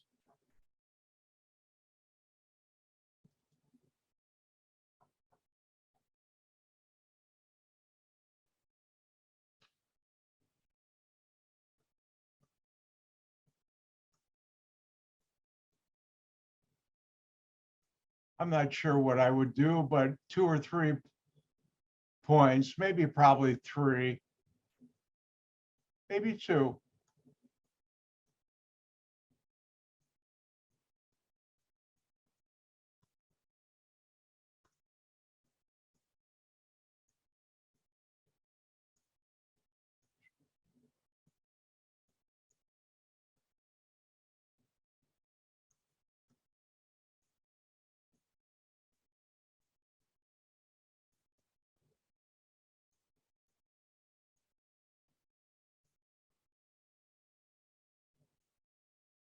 Now, let's look at the first one. I'll do this, a round rubber ball.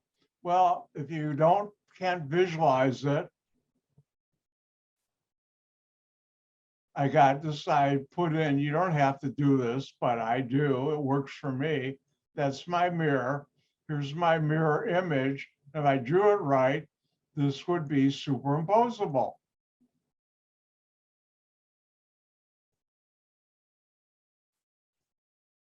Not superimpossible. And therefore, something with a superimposable mirror image is achiral. Now, your left hand.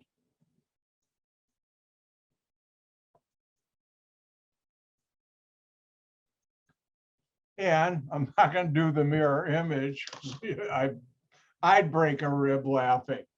Your hands are mirror images, but they're non-superimposable. So if my left hand has a mirror image, my right hand is non-superimposable. What do we call that? Chiral.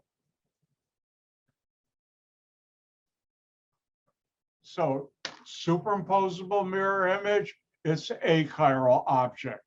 If it's non-superimposable object, it's chiral.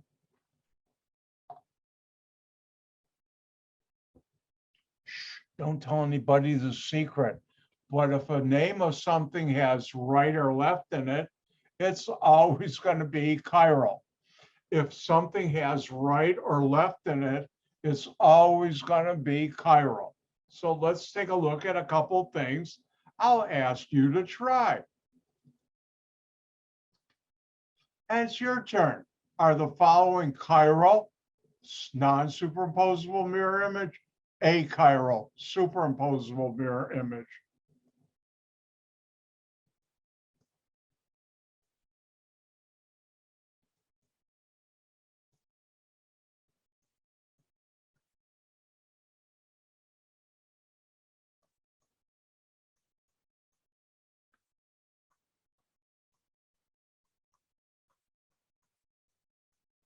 And why don't you try these two? Is a sewing needle chiral or achiral? You know, the kind that's like this with a little hole in the top, you put the thread through. And is your left foot chiral or achiral? Your turn.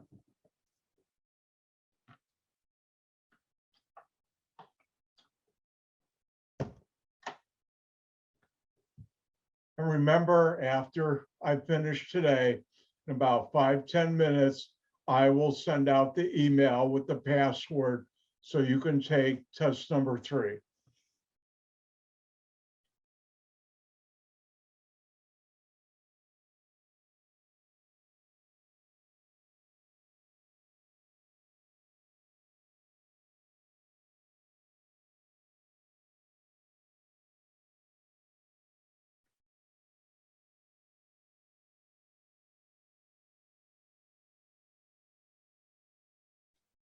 Remember, non-superimposable mirror image, chiral. Superimposable mirror image, achiral.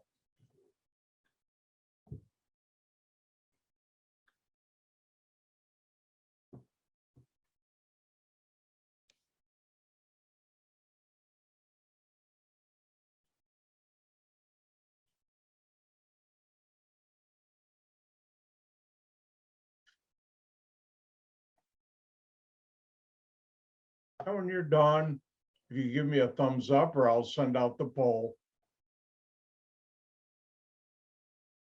I'll send out the poll.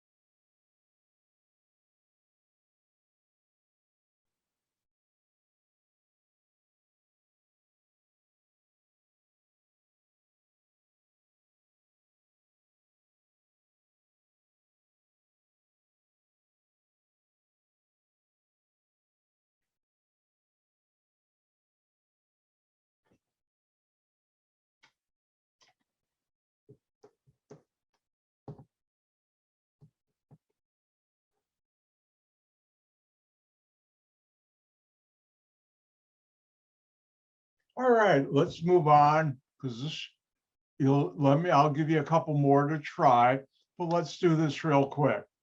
All right, sewing needle. Warning, warning, artwork. A sewing needle. Highly magnified. And if I put in my mirror, the mirror image will look like this. And these two would be superimposable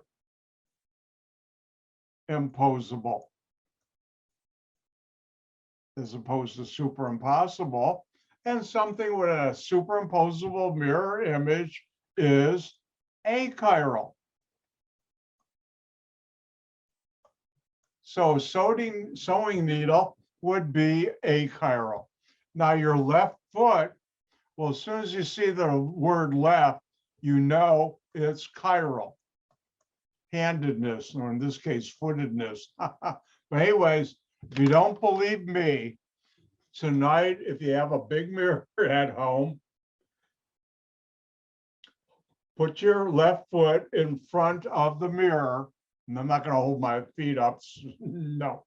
But anyways, and you'll see your right foot, just like with your hands. And your left and right foot, just like your hands, are non-superimposable mirror image. Oh, let's have some more fun with this.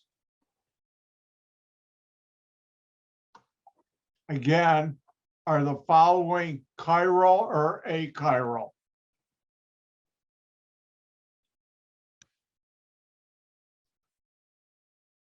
What was the last?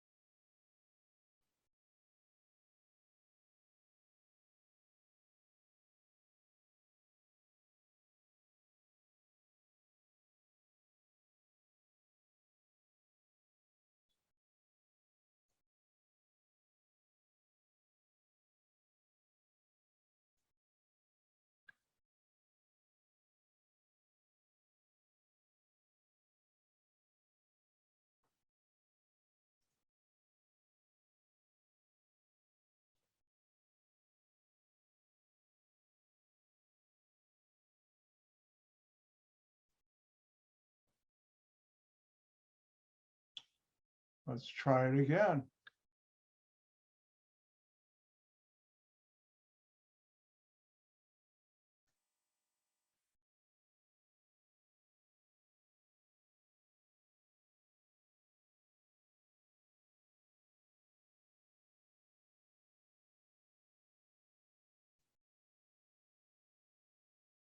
And here are three for you to try. E, a tube sock that has no toes, no writing on it. If you've ever seen some of the tube socks women can buy, they have the toes in there. This doesn't. Next, F, a four-door car. And finally, G, a pair of pants with a zipper and a button in front, which I haven't worn in a long time because of the pandemic. I just have, how should I say this politely, decided to just wear sweatpants unless I have to get into a good pair of pants, which I don't most of the time. It's so much more comfortable.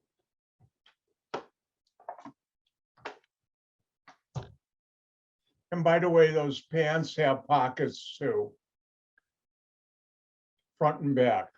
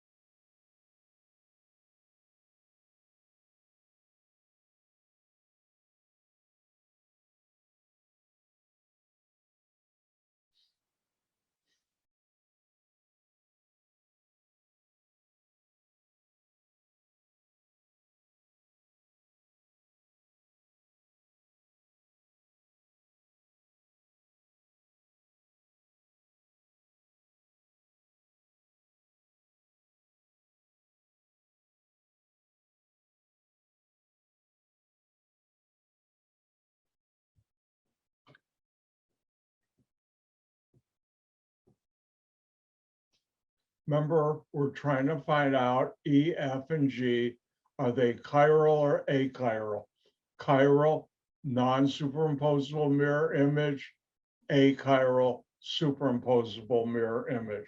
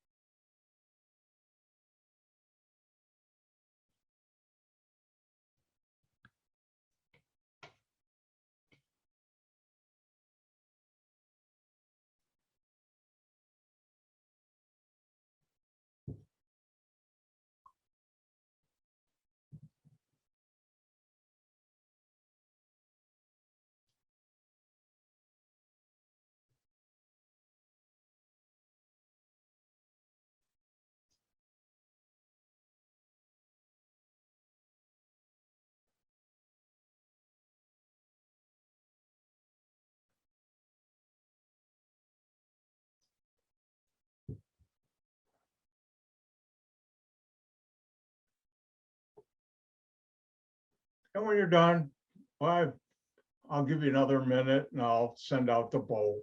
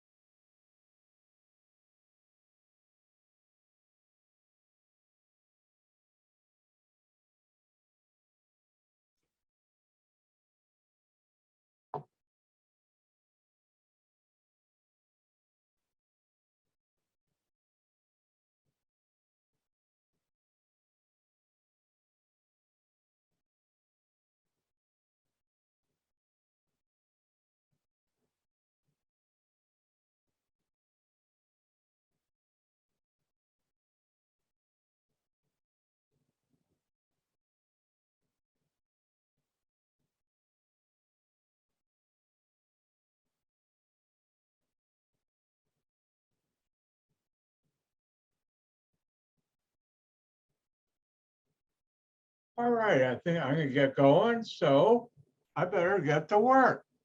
All right, Warning, I'm going to do some serious artwork. Don't laugh too hard. Let's look at the tube sock. Now, tube sock looks like that. Its mirror image would look like that. If I took this and rotated around, it would be superimposable, which means that tube sock is achiral. And if you don't believe me, I have tube socks on and I can wear them on either foot. Now, this is going to get really nasty. A four-door car. Headlights, steering wheel, wheels, my four doors, a tailpipe, rear lights, and here's my car. Now, if I look at the mirror image, what's closest to the mirror image you'll see first. This tail, then the pipe would be over here, and the other tail light here. I still have my wheels here, but notice the steering wheel here, when you're facing a car, is on your right when you're facing the car. Now, it's going to be over here. I got my headlights here and here. Are these superimposable? No. Remember, a car is three dimensions. The top is the hood, the bottom is the wheels. And you could say, why don't I take this and flip it over? Well, if I flip it over, it still won't be superimposable because the one on this side, when you're looking at the screen, your left will have the tires facing down. When I flip it over, it will have the tires facing up. So this car is non-superimposable mirror image, and that makes it chiral.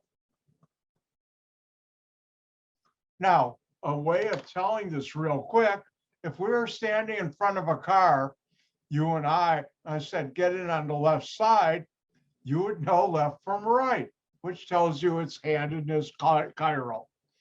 Do I have time for a quick story? I do. Every time I used to go to England, it was dangerous till I figured something out. Luckily, I didn't have to drive. I was with colleagues who lived there. They drove because it was funny. Every time we come to a light or stop sign, I'd be in the passenger side in an English car. That's in America, the driver's side. And the guy would see me put my foot down like if I were braking the car. So I'm thinking, I'm glad I didn't have to drive. Now, because in America, the car is coming this way on the street when you're crossing this way. In England, it's the other side. It's the opposite. Twice, Bobby's policeman saved mine, one in Manchester and the other, I think I was in Liverpool. I was about to cross, there was a policeman there. He grabbed me back and said, sir, see what we have down there for Americans? Look the opposite direction. So how did I stay alive in England after that? Whenever I'd cross the street, I'd see a little old man or lady, and I figured let them cross first, and then I know it was safe. And it worked. Now, the last one is pants with a zipper and buttons. Think about a pair of pants with a zipper and buttons in the front. When you put it on, is there a left pant leg and a right pant leg? And the answer is yes. Because if you put it on backwards, the zipper would be in the back in a man's pants. No. And the button too. And I used to tell my class when I'd be face to face, if you see me coming into the classroom with my pants on backwards, quick, call the paramedics because I need help. Never happened, thank goodness. But your pants are chiral. And if you were to draw the mirror image, you'd find out they're non-superimposable. So your pants are non-superimposable mirror image, and therefore they would be chiral. And that's how you attain things in your daily life. Are they chiral or achiral? Let's call it 2 points each. Hint. Now, if I look at the clock, I'm going to let you out a whole minute early.